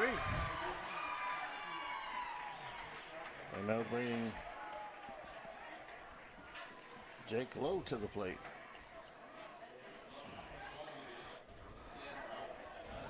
Strikeouts piling up for Connor Fugit as well. 10. He's in double figures. Action in the Pikeville bullpen. Bash Ryan down, loosening up. Well, we got 23 outs by strikeouts combined by both pitchers. 22 or 23. I've not totaled up Mr. Duty lately. That was fouled hard back to the screen. I'll check that for you. I had him 12, but I'm unofficial as I can be, I'm sure. He's got 12. So 22 outs by strikeout. And that one's inside. Ryan getting loose in there in case he has to come in. Throwing in the bullpen.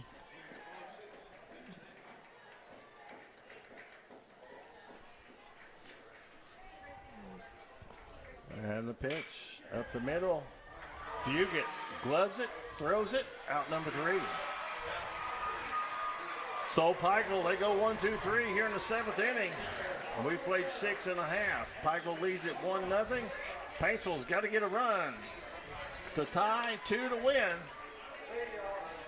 This has been one fine baseball game here at Stonecrest, and we'll be back with a 7th and final at bat for the Paintsville Tigers unless they score here on the D&D Sports Network. Looking for a new pharmacy?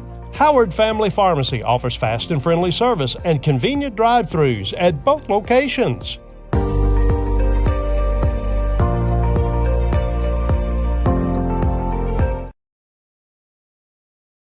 Looking for a good printing company?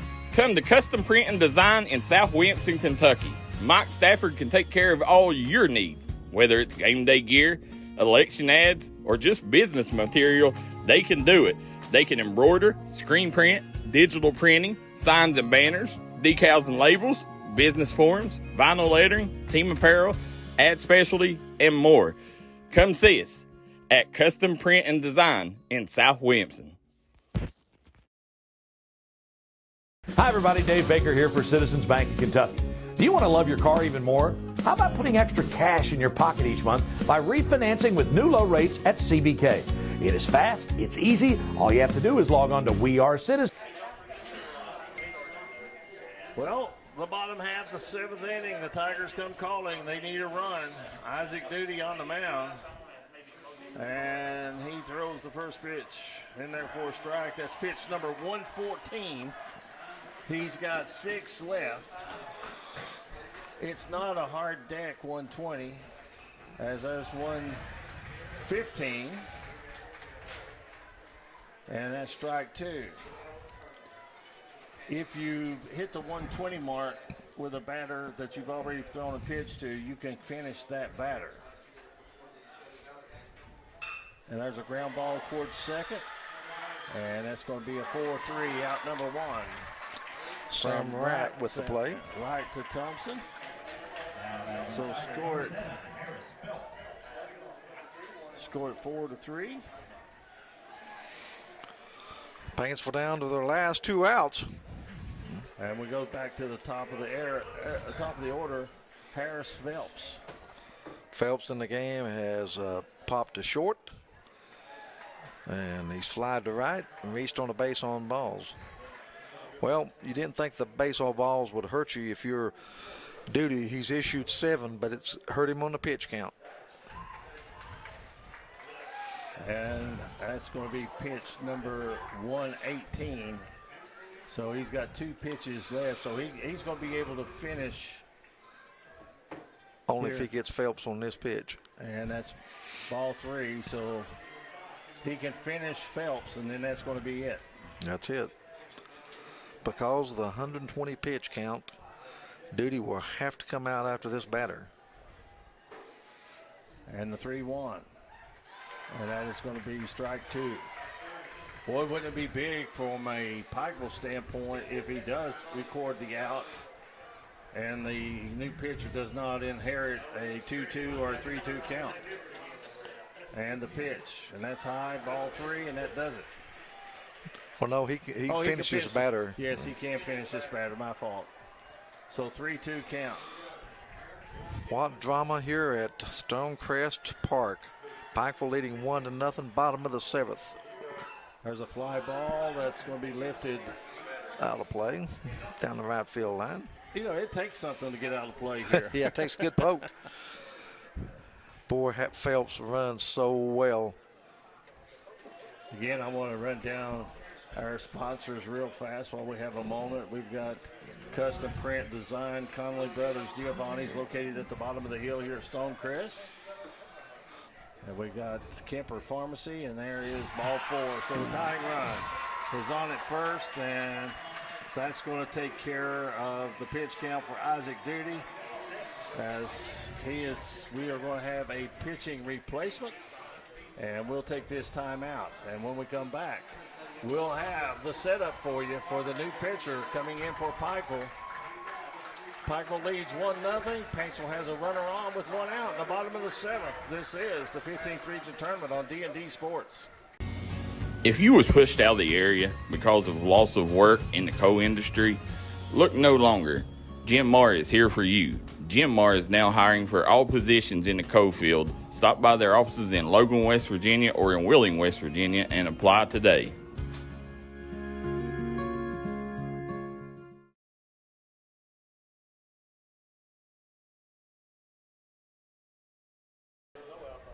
Well, that was a big batter there. We are back, and Ronnie, you were talking about those walks and the pitch count and how it's affected Isaac Duty.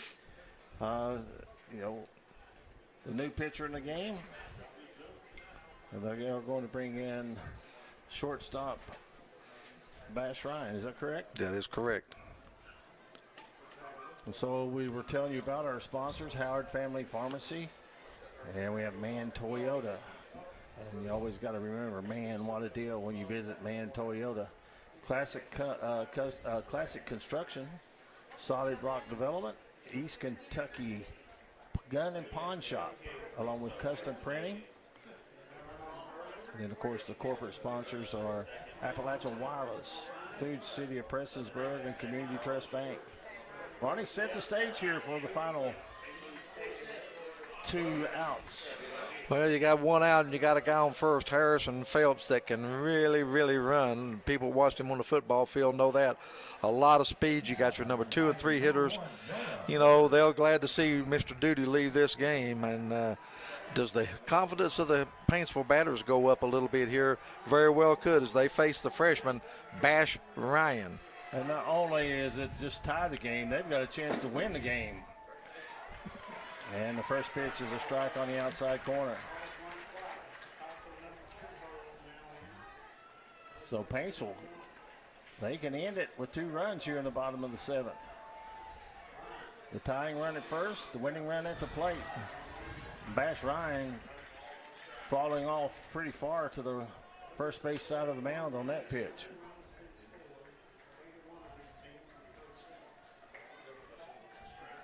The lone run so far in the 4th inning by Pikeville. And there's a base hit. Headed into left field.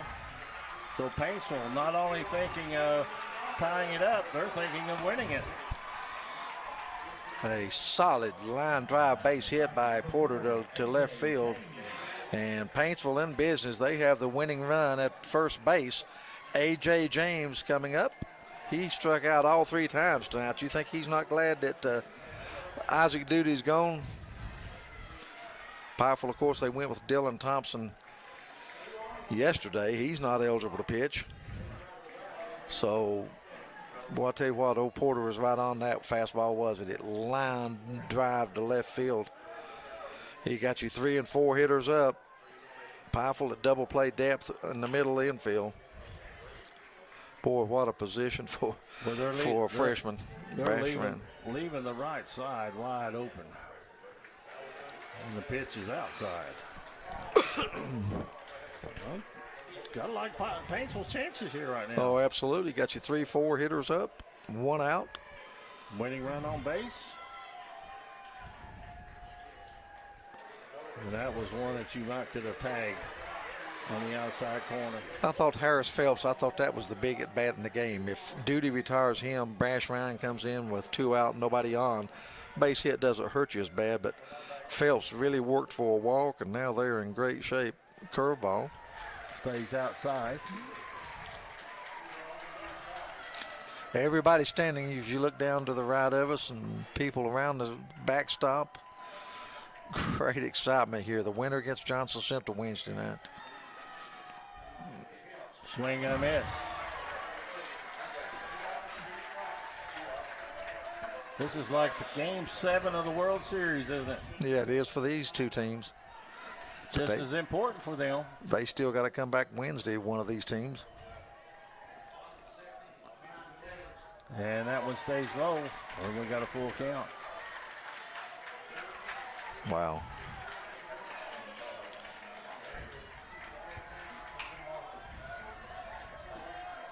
Big pitch in this ball game. Swing and a miss, strike 3.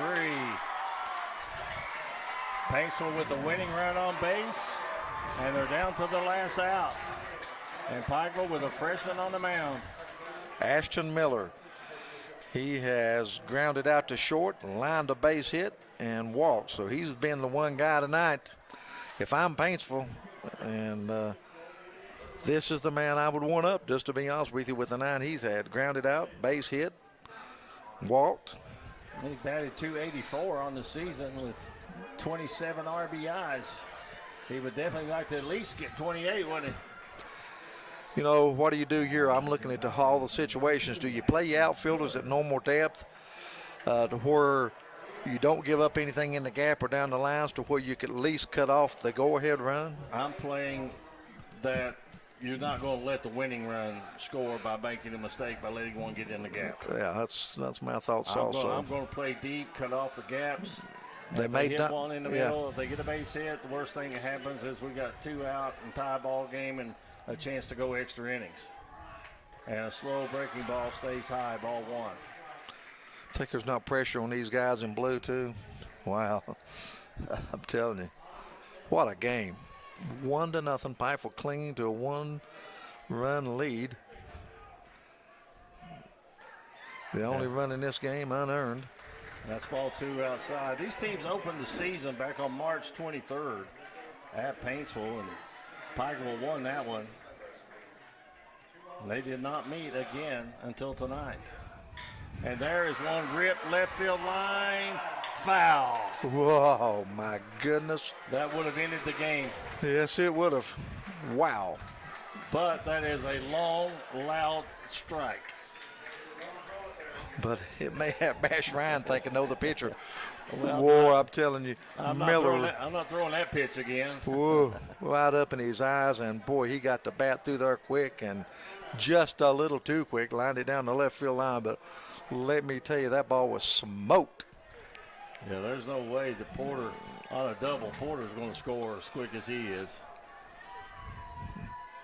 So the pitch to the plate, outside. On deck, Grayson Peters.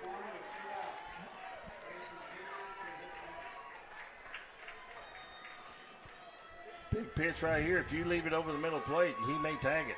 And he throws a curveball, and that misses for ball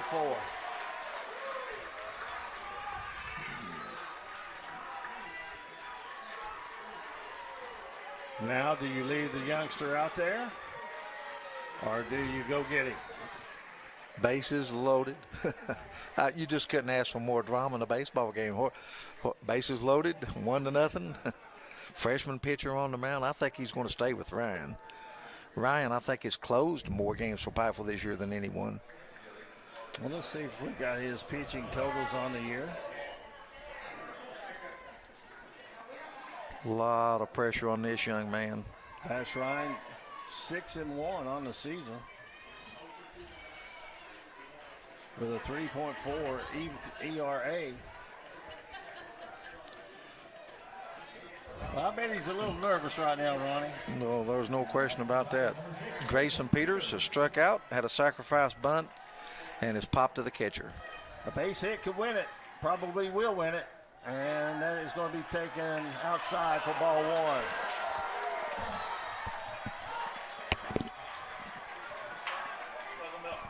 1. Well, that was close. And there's a foul off to the right. Count 1-1. Paintsville doesn't have many hits in this game, but boy, they've had a lot of base runners. Ducks are on the pond. What my Little League coach used to say. They've been issued 9 walks in this game. Swing and a foul. And that was a rip. I say that Mr. Spalding there hit the screen so hard he'll have to be retired. It's probably scratched up. 1-2. Sam Wright, the second baseman, coming in, talking to his pitcher. Do you have the guts to throw the old changeup right now? Yeah, I do. With a 1-2, I really do. I would maybe come with a breaking ball. Here's the pitch. And Pikeville wanted it. Paintsville got it. It's a ball. And the count is 2 balls and 2 strikes. Just missed a little bit upstairs. And it was a fastball. The 2-2. And it hit him. We're tied. Now, Coach Pfeiffer's coming out, and he's going to say he didn't try to get out, but he's going to lose this argument. No way. They're not going to bring that back. And he's saying he leaned into it, but I don't think so. We're tied at 1. Boy, they were down to their last strike. And he gets an RBI, and the walks finally come back to haunt Pikeville. And Paintsville, a chance to win it here. I tell you what, they haunted Pikeville was Duty not been able to finish. This is Lawford to end the game if he can get a base hit or a walk. Lawfer has struck out twice and walked. That run was charged to Isaac Duty. The 3 on base were charged to Ryan. There's a fly ball to center field. That's deep. That could be trouble. at the wall. The catch is made, and we're going to extra innings. Braden Hall, with his back to the Food City sign in front of the flagpole, makes the catch. And we've got extra baseball here in the 15th Region semifinal between Pikeville and Paintsville, tied at 1. We'll be back with the extra inning start after you hear this on the D&D Sports Network.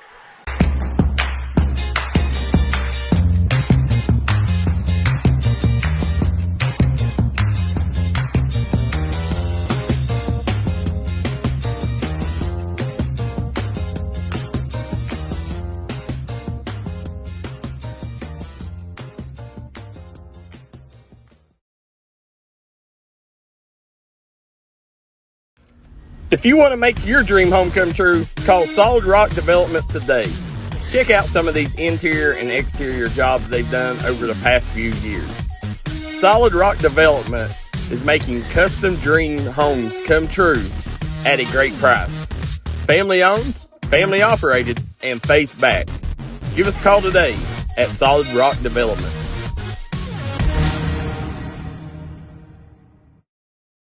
Top of the order, Braden Hall.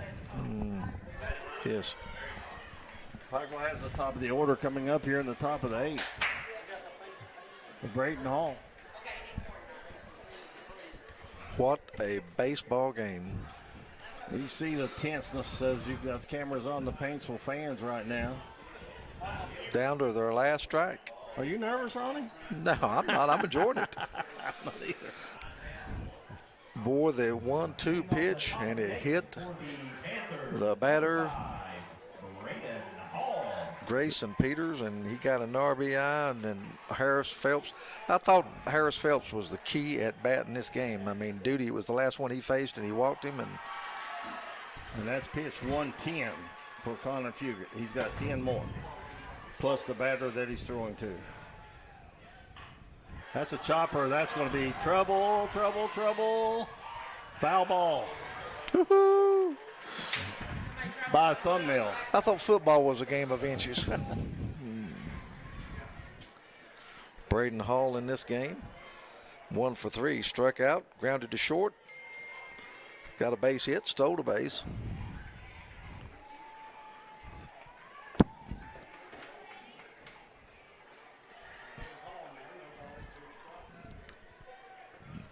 So pitch number 112 coming.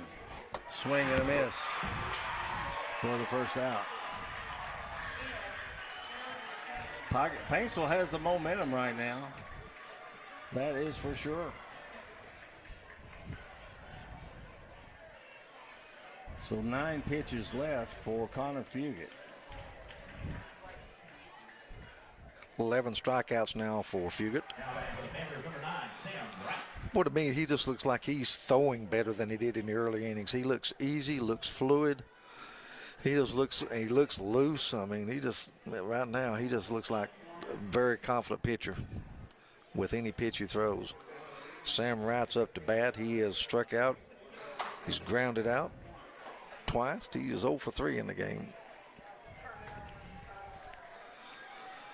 Pikeville's the top of their batting order.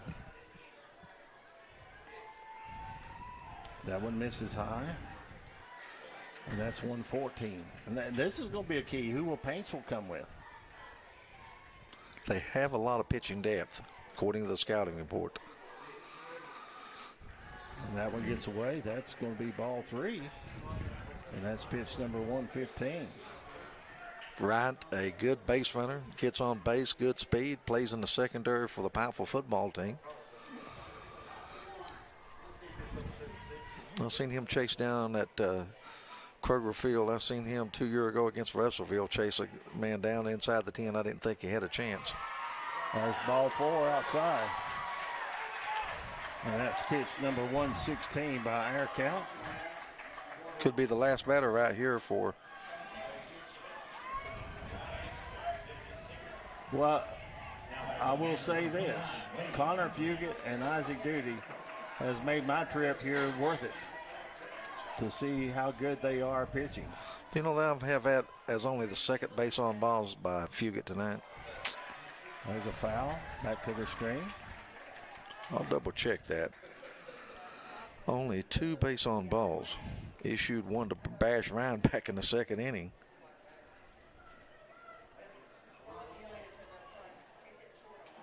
And I don't have another one to the right there.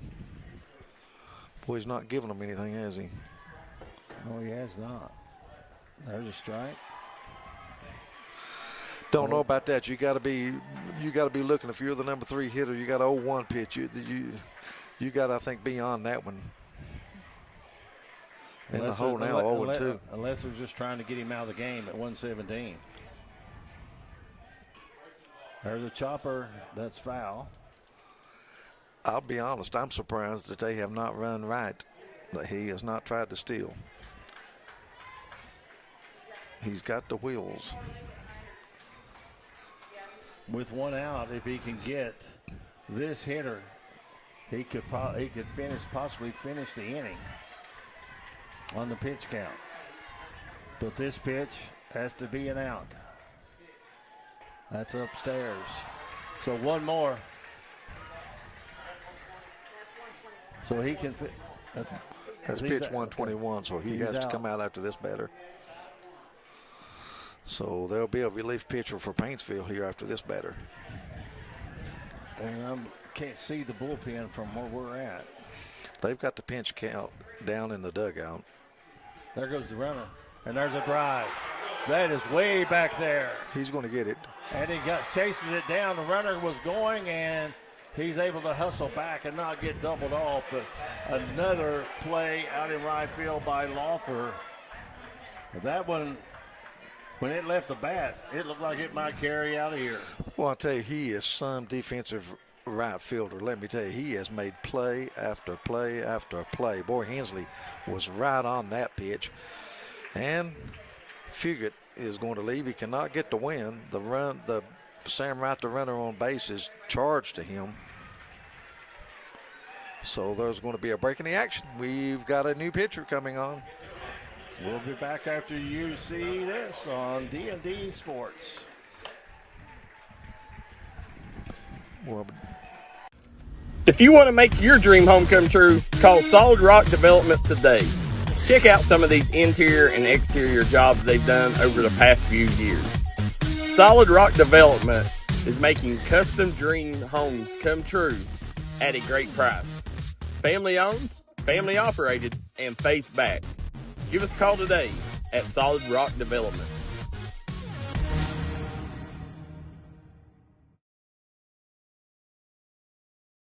If you're looking for a great selection and a great experience for your next Harley-Davidson, come on down to Mountain State Harley-Davidson here in Del Barton, West Virginia. We have new 2023 models in stock and ready for delivery. Special financing available. Or choose pre-owned with one of the largest inventories in the tri-state area with great low prices. Visit our showroom filled with licensed Harley-Davidson apparel and more. Don't write that check until you check with us, Mountain State Harley-Davidson, 61 Priest Bottom Road, or visit us online at mountainstatehd.com.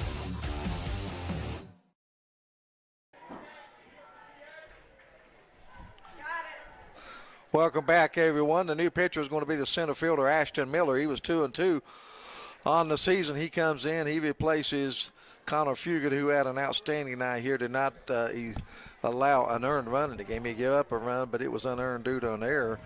But another great outing by Fugate did not hurt his ERA any, as he goes 7 2/3 innings. He walks 2, and he strikes out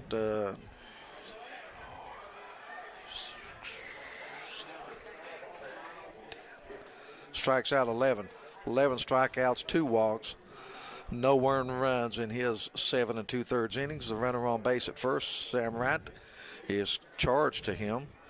So in essence, he could still end up losing the game. He cannot be the winner. 1-1. In case you're just joining us, Paintsville down to their last strike, and Bash Ryan hit Peters with a pitch, forced in a run. The bases had been loaded with walks, and they were able to manufacture a run and tie this game up in the bottom of the 7th. Pikeville scored their only run in the top of the 4th. Jackson Hensley reached on an air. He stole second. He went to third on an infield hit from Gerald. And then he came home on a sacrifice fly from Jeb Wilkerson. But I want to go back to that. Well, I tell you, Hensley really tagged that ball. Boy, Loffer got back in good position. I'm telling you, he has made some terrific plays. He saved Paintsville here tonight out there in right field. The lights aren't bothering him. And if I'm Pikeville, I'm running right now. First opportunity, I'm going to take a chance of stealing second base. Wright doesn't have much of a lead, but he's going to steal, and he's going to go. Should make it easy. Standing up. So go ahead, run in scoring position.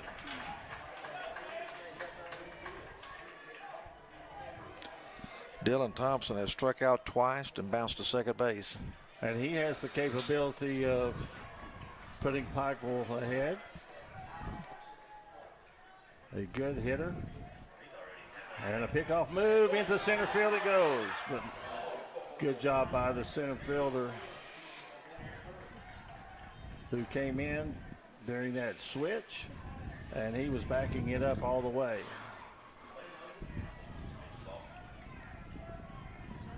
You know, well, that could have been dangerous. It goes a little to the left or right, deflects off the glove. Sam Wright could score from second base. And the pitch is taken inside. Thompson, he definitely looks like Don Mattingly. He's got Don Mattingly's number. Left-handed batter, wears 23. That's what Don Mattingly wore. I guess we're going back too far. People listening saying, who's Don Mattingly he's talking about? Donnie Baseball. Mm-hmm. And Donnie Baseball is now ahead in the count. 3 balls and no strikes. I'm turning him loose. No, I am too, but I don't think he's going to get anything to hit. I think they're going to unintentionally. Yes, intentional walk. I think Thompson will get a base on balls. Its first base is open. No, that's gone. That is out of here. You think it is? It no is. Doubt about it. Wow. Boy, you knew it, Eugene, but the ball had not been carried. Dylan Thompson. He crushed it. Lines a ball over the right field fence, and the Pikeville Panthers are waiting on him. Sam Wright's going to score the go-ahead run, but I'm telling you, I don't think that Dylan Thompson will be able to finish the game. They are mobbing him at home plate. It's 3-1 Pikeville, and boy, was that out of here in a hurry. No doubt about it. Wow, Dylan Thompson. He sat on a 3-0 pitch, and he let it rip. I thought sure they would not give him nothing to hit. I mean, with first base open. We were talking about the intentional walk. And there's another fly ball lifted. It's going to be in foul territory, but a long way to run, and he wasn't able to get to it. It dropped, so he'll have to come back. And he's already at second base. Dylan Thompson with a 2-run blast. But hey, when you heard that, you knew it was gone. You didn't have to see it. The sound off the bat told you it was gone. Noah Gerald, you know what he is on the night against Connor Fugate? 2 of 2. 3 of 3. 3 of 3. One of them was an infield hit, but it counts nonetheless. I knew that he had 2 hits at one time. But let me tell you, Paintsville still got 3 outs, folks. There's a swing and a miss. Do not count out the Tigers. Absolutely not. When they come up, they should have Loffer, Kinchlow, and Adams, the bottom 3, according to my records. Well, that one just misses inside. My man Pete Runyon behind the plate, he's got to be a little tired, I think. I think he is. Oh, it's a long evening when you're behind there in all the garb. There's a ground ball headed towards short, cut off by the third baseman. Low throw, scooped out of the dirt nicely by Harris Phelps. But Pikeville, they get a blast from Dylan Thompson, and they score 2 runs. They lead it 3-1 as we go to the bottom of the 8th inning here at Stonecrest Sports Complex, the 15th region, powered by T-Mobile on D&D Sports.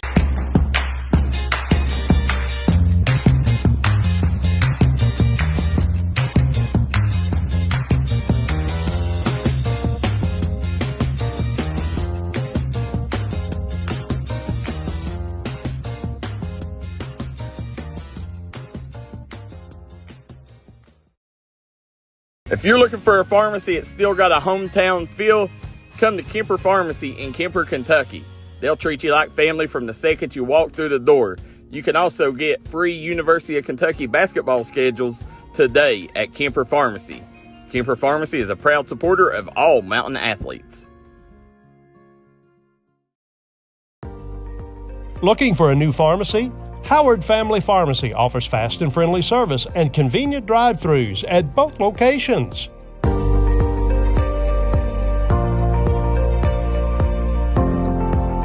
I'll tell you, this game, in my opinion, somehow I got a different feeling about it. Welcome back, everyone. We're in the bottom of the 8th inning. Dylan Thompson has electrified the crowd, especially the Pikeville cheering section, with a 2-run homer that scored him and Sam Wright. And Pikeville has taken the 3-1 lead, but this game is far from over. Paintsville with 3 outs. They were down to their last strike, and they were able to manufacture a run, tie this game up. It's 3-1. First batter here in the bottom of the 8th is going to be Anderson Loffer. Bash Ryan came on, pitched 2/3 of an inning, issued 2 walks. He hit a batter. The run was charged to Isaac Duty. And here we go, Pikeville with a 3-1 to lead. They'll still go back. I'm surprised Paintsville pitched to Dylan Thompson with first base open. And there's a fly ball, but it's going to be down the left field line. I don't think anybody's going to be able to get to it. They did. Wow, what a catch. Left field, Jake Lowe, excuse me. Wow. And there's 1 out, 1 pitch, and 1 out. Boy, he had to come a long way, but Jake Lowe makes an excellent catch in left field. And there's quickly 1 down. And Dixon Kinchlow, he's grounded to the pitcher and struck out twice. He grounds 1 down the third baseline. It's going to be a tough play for the Pikeville third baseman, and it's not going to be able to make it. Ball's in the dirt. Thompson not able to come up with it, and it's an infield hit for Kinchlow. Paintsville is still alive.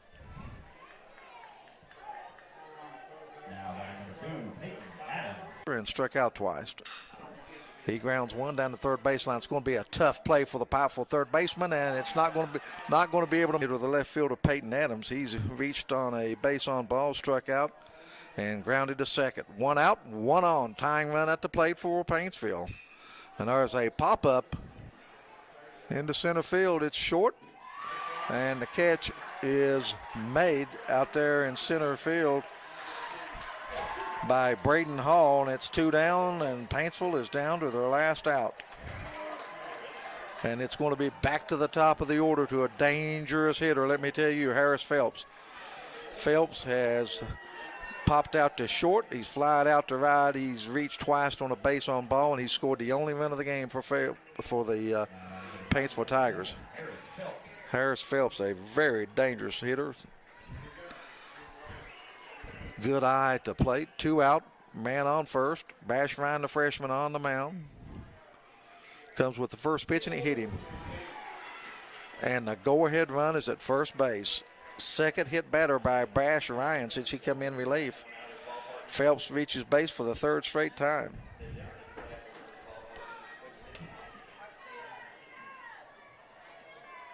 Two out, 2 runners on. You like tension? You like a good game? Pikeville and Paintsville has given it to you. Now we're back to the number 2 hitter, Jonah Porter. Last time he lined a base hit off Bash Ryan. He has struck out twice and reached on a walk and has a base hit. 1 for 3 on the night officially. Very good hitter, Jonah Porter, the shortstop. 2 out, 2 on. Pitch is off the plate, outside, 1-0. A base hit in the gap could tie this game. If he was able to hit 1 out, he could win it. The winning run is at the plate. 1-0 pitch, here it comes, and it's going to be a strike. Call strike, nope. High, it's 2-0. An important batter, if you don't get him and you send the Phelps to second, you're going to have the tying runs at second and third. Ryan with the pitch. Here it comes, and it's high. And he's behind in the count 3-0. Ryan has really struggled with his control. He walked 2 the last inning and hit a batter. This inning, he's walked a man, he's hit a batter. Well, they give up an infield hit and then hit a batter, so his control has not been good. There's a strike called on the outside corner, 3-1. Jonah Porter is a dangerous hitter, and so is the guy coming up next, A.J. James. And another base on. Boy, base on balls have really, really hurt Pikeville tonight.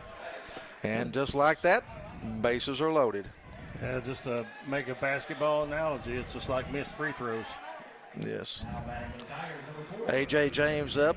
A.J. James has taken the collar tonight. He's 0 for 4. Number 3 hitter. He's the catcher. 2 out, bases loaded. 2 walks and an infield hit. Are they buying time, warming someone up? I don't think so. No one's throwing in the Pikeville bullpen. I'm kind of blocked from it, but Paintsville's coach is talking to his batter, A.J. James. He's telling him to relax. Hey, have a good time. No pressure. Yeah. Just the bases loaded, and it's the bottom of the 8th inning. Your team's trailing 3-1. Pikeville outfielders are playing deep. I don't think they are going to give up anything into the gap or over their head to where the winning run at first base would score. A.J. James, 0 for 4. He's due. Here's the first pitch, and it's a strike right down the heart of the plate.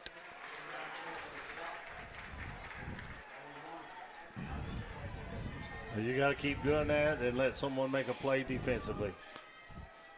Here's the pitch, and the check swing evens the count at 1-1. That came close to nicking him.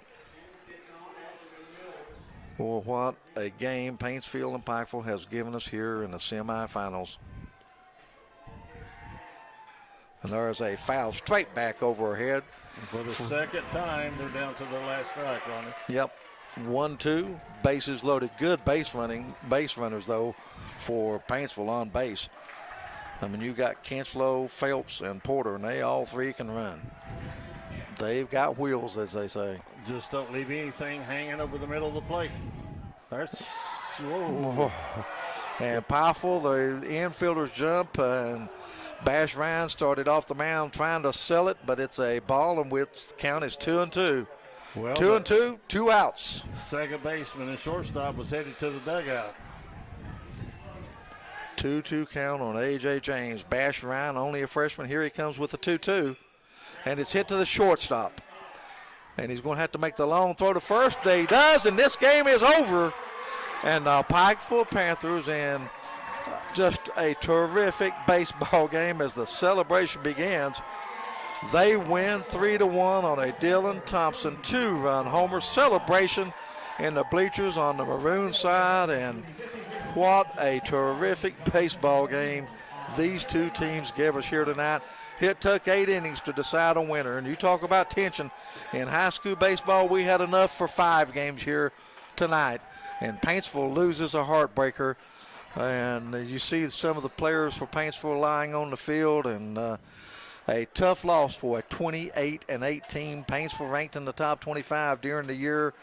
And they lose here tonight 3-1 to Pikeville on a 2-run dinger by Dylan Thompson. And the final score, Pikeville 3, Paintsville 1. We'll be back to wrap this one up. You've been listening to High School Baseball on the D&D Sports Network. Looking for a good printing company?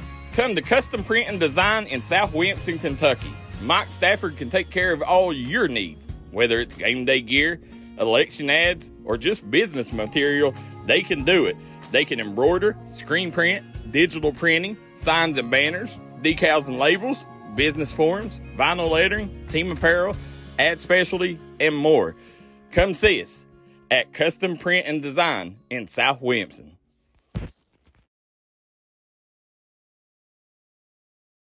Gracie and Tate Merchandising has become a staple here in the Danville and Madison community. They'll make sure you find that treasure that's been eluding you. Everything you need under one roof. New items at discounted prices right here at Gracie and Tate Merchandising. Go Skyhawks!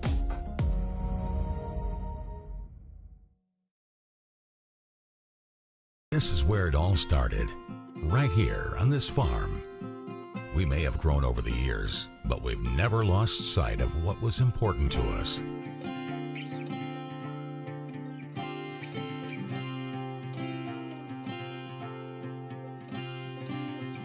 We're continuing that tradition today, and we always will be for generations to come.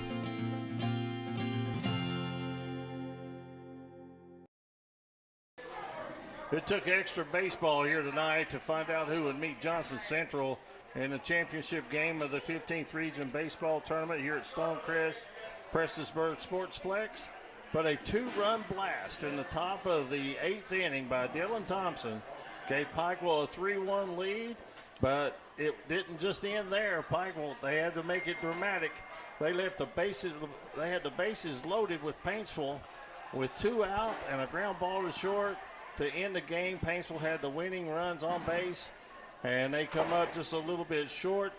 Great pitching performance tonight by Isaac Duty and by Connor Fugit. They combined for 25 strikeouts between them, and just a fabulous ball game. But our Mingy Beef Jerky player of the game has to be Dylan Thompson with a 2-run blast in the top of the 8th that gets Pikeville, or propels Pikeville into the the championship game against Johnson Central Wednesday at 6 o'clock. So our Mingy Beef Jerky player of the game is going to be Dylan Thompson. And here to wrap things up, well, we got some more work to do here. We want to thank the corporate sponsors here at the Sportsplex here: Prestonsburg Food City, Community Trust Bank, Appalachian Wireless, and also Les Stapleton, the mayor, a gracious host. He wanted us to acknowledge the Talent Foundation, Mountain Enterprise, Mountain Aggregates, and Drains Unlimited.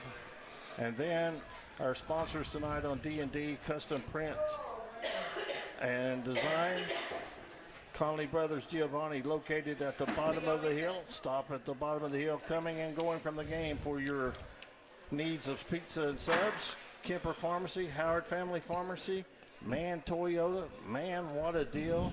Case Construction, Solid Rock Development, and East Kentucky Gun and Pond. And to wrap things up in one fine baseball game, as good as you'll ever want to see in this 15th region, and the championship is set.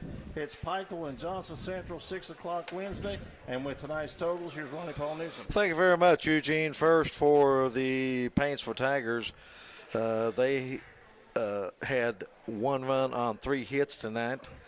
They struck out 13 times at the plate, but they were issued 9 walks by Pikeville pitching, and they also had 2 hit by pitch on the night. So they had a lot of base runners, not a lot of hits, but a lot of base runners.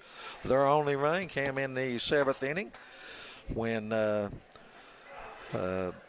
was a walk to Harris Phelps and then a base hit by Jonah Porter, and the base on ball to Ashton Miller. And then the hit by pitch by Peters that brought in Phelps. That was the only run of the game for Paintsville. Pikeville scored a run in the bottom of the 4th inning. In the top of the 4th inning, Wade Hensley reached on an error, and he stole second base. He advanced to third on an infield hit by Noah Gerald, and he come home on a sacrifice fly by Jeb Wilkerson. Pikeville on the night, they struck out 11 times. They had 5 hits. They were only issued 2 walks. What a pitching performance by Connor Fugit. He gave up 3 hits, struck out 11. He walked 2. He gave up 1 unearned run. Isaac Duty, he walked 7, but he also struck out 12. In the game, he only allowed 3 hits and 1 run in this game. Pikeville, this is the key. In the top of the 8th, Connor Fugit comes out. He's limited because of the pitch count. He gets 2 outs, but then a walk to Sam Wright. He stole second base. They brought in Ashton Miller. He gives up a fly out to Hensley. And then on a 3-0 count with first base open, the play of the game, he delivers a fastball down the middle, and Dylan Thompson, the first baseman for Pikeville, hadn't had a hit all night. He was 0 for 4, and he wrapped a 2-run, no doubt, home run over the right field fence to put Pikeville into the finals Wednesday night against Johnson Central. That game is 6 o'clock. Dylan Thompson is the player of the game here tonight, of course. High honorable mention to Isaac Duty. High honorable mention to Connor Fugit. That's a shame. You say that at a lot of basketball, football, baseball games, but it is here a tough loss for the Paintsville Tigers as they end their season at 28-9. The losing pitcher in the game was Ashton Miller. The winning pitcher was the freshman, Bash Ryan, who come on relief in the 7th inning. He walked 2. He gave up a hit. He hit 2 batters, but he was able to get the win for the Pikeville Panthers, and they move on to face Johnson Central Wednesday night. And that's going to take care of it. We look back at a game that took 2 hours and 20 minutes game time-wise. 8 innings, extra innings. Dylan Thompson was Mr. May as he delivers a 2-run blast to give Pikeville the 3-1 victory. Want to thank everyone, Darryl McCoy on camera, Dennis Rainey, our producer here tonight. I want to thank my partner Eugene Newsom, another outstanding job by him as usual. And we want to bid everyone a very good night. We will see you Wednesday at 5:45. Good night, everyone.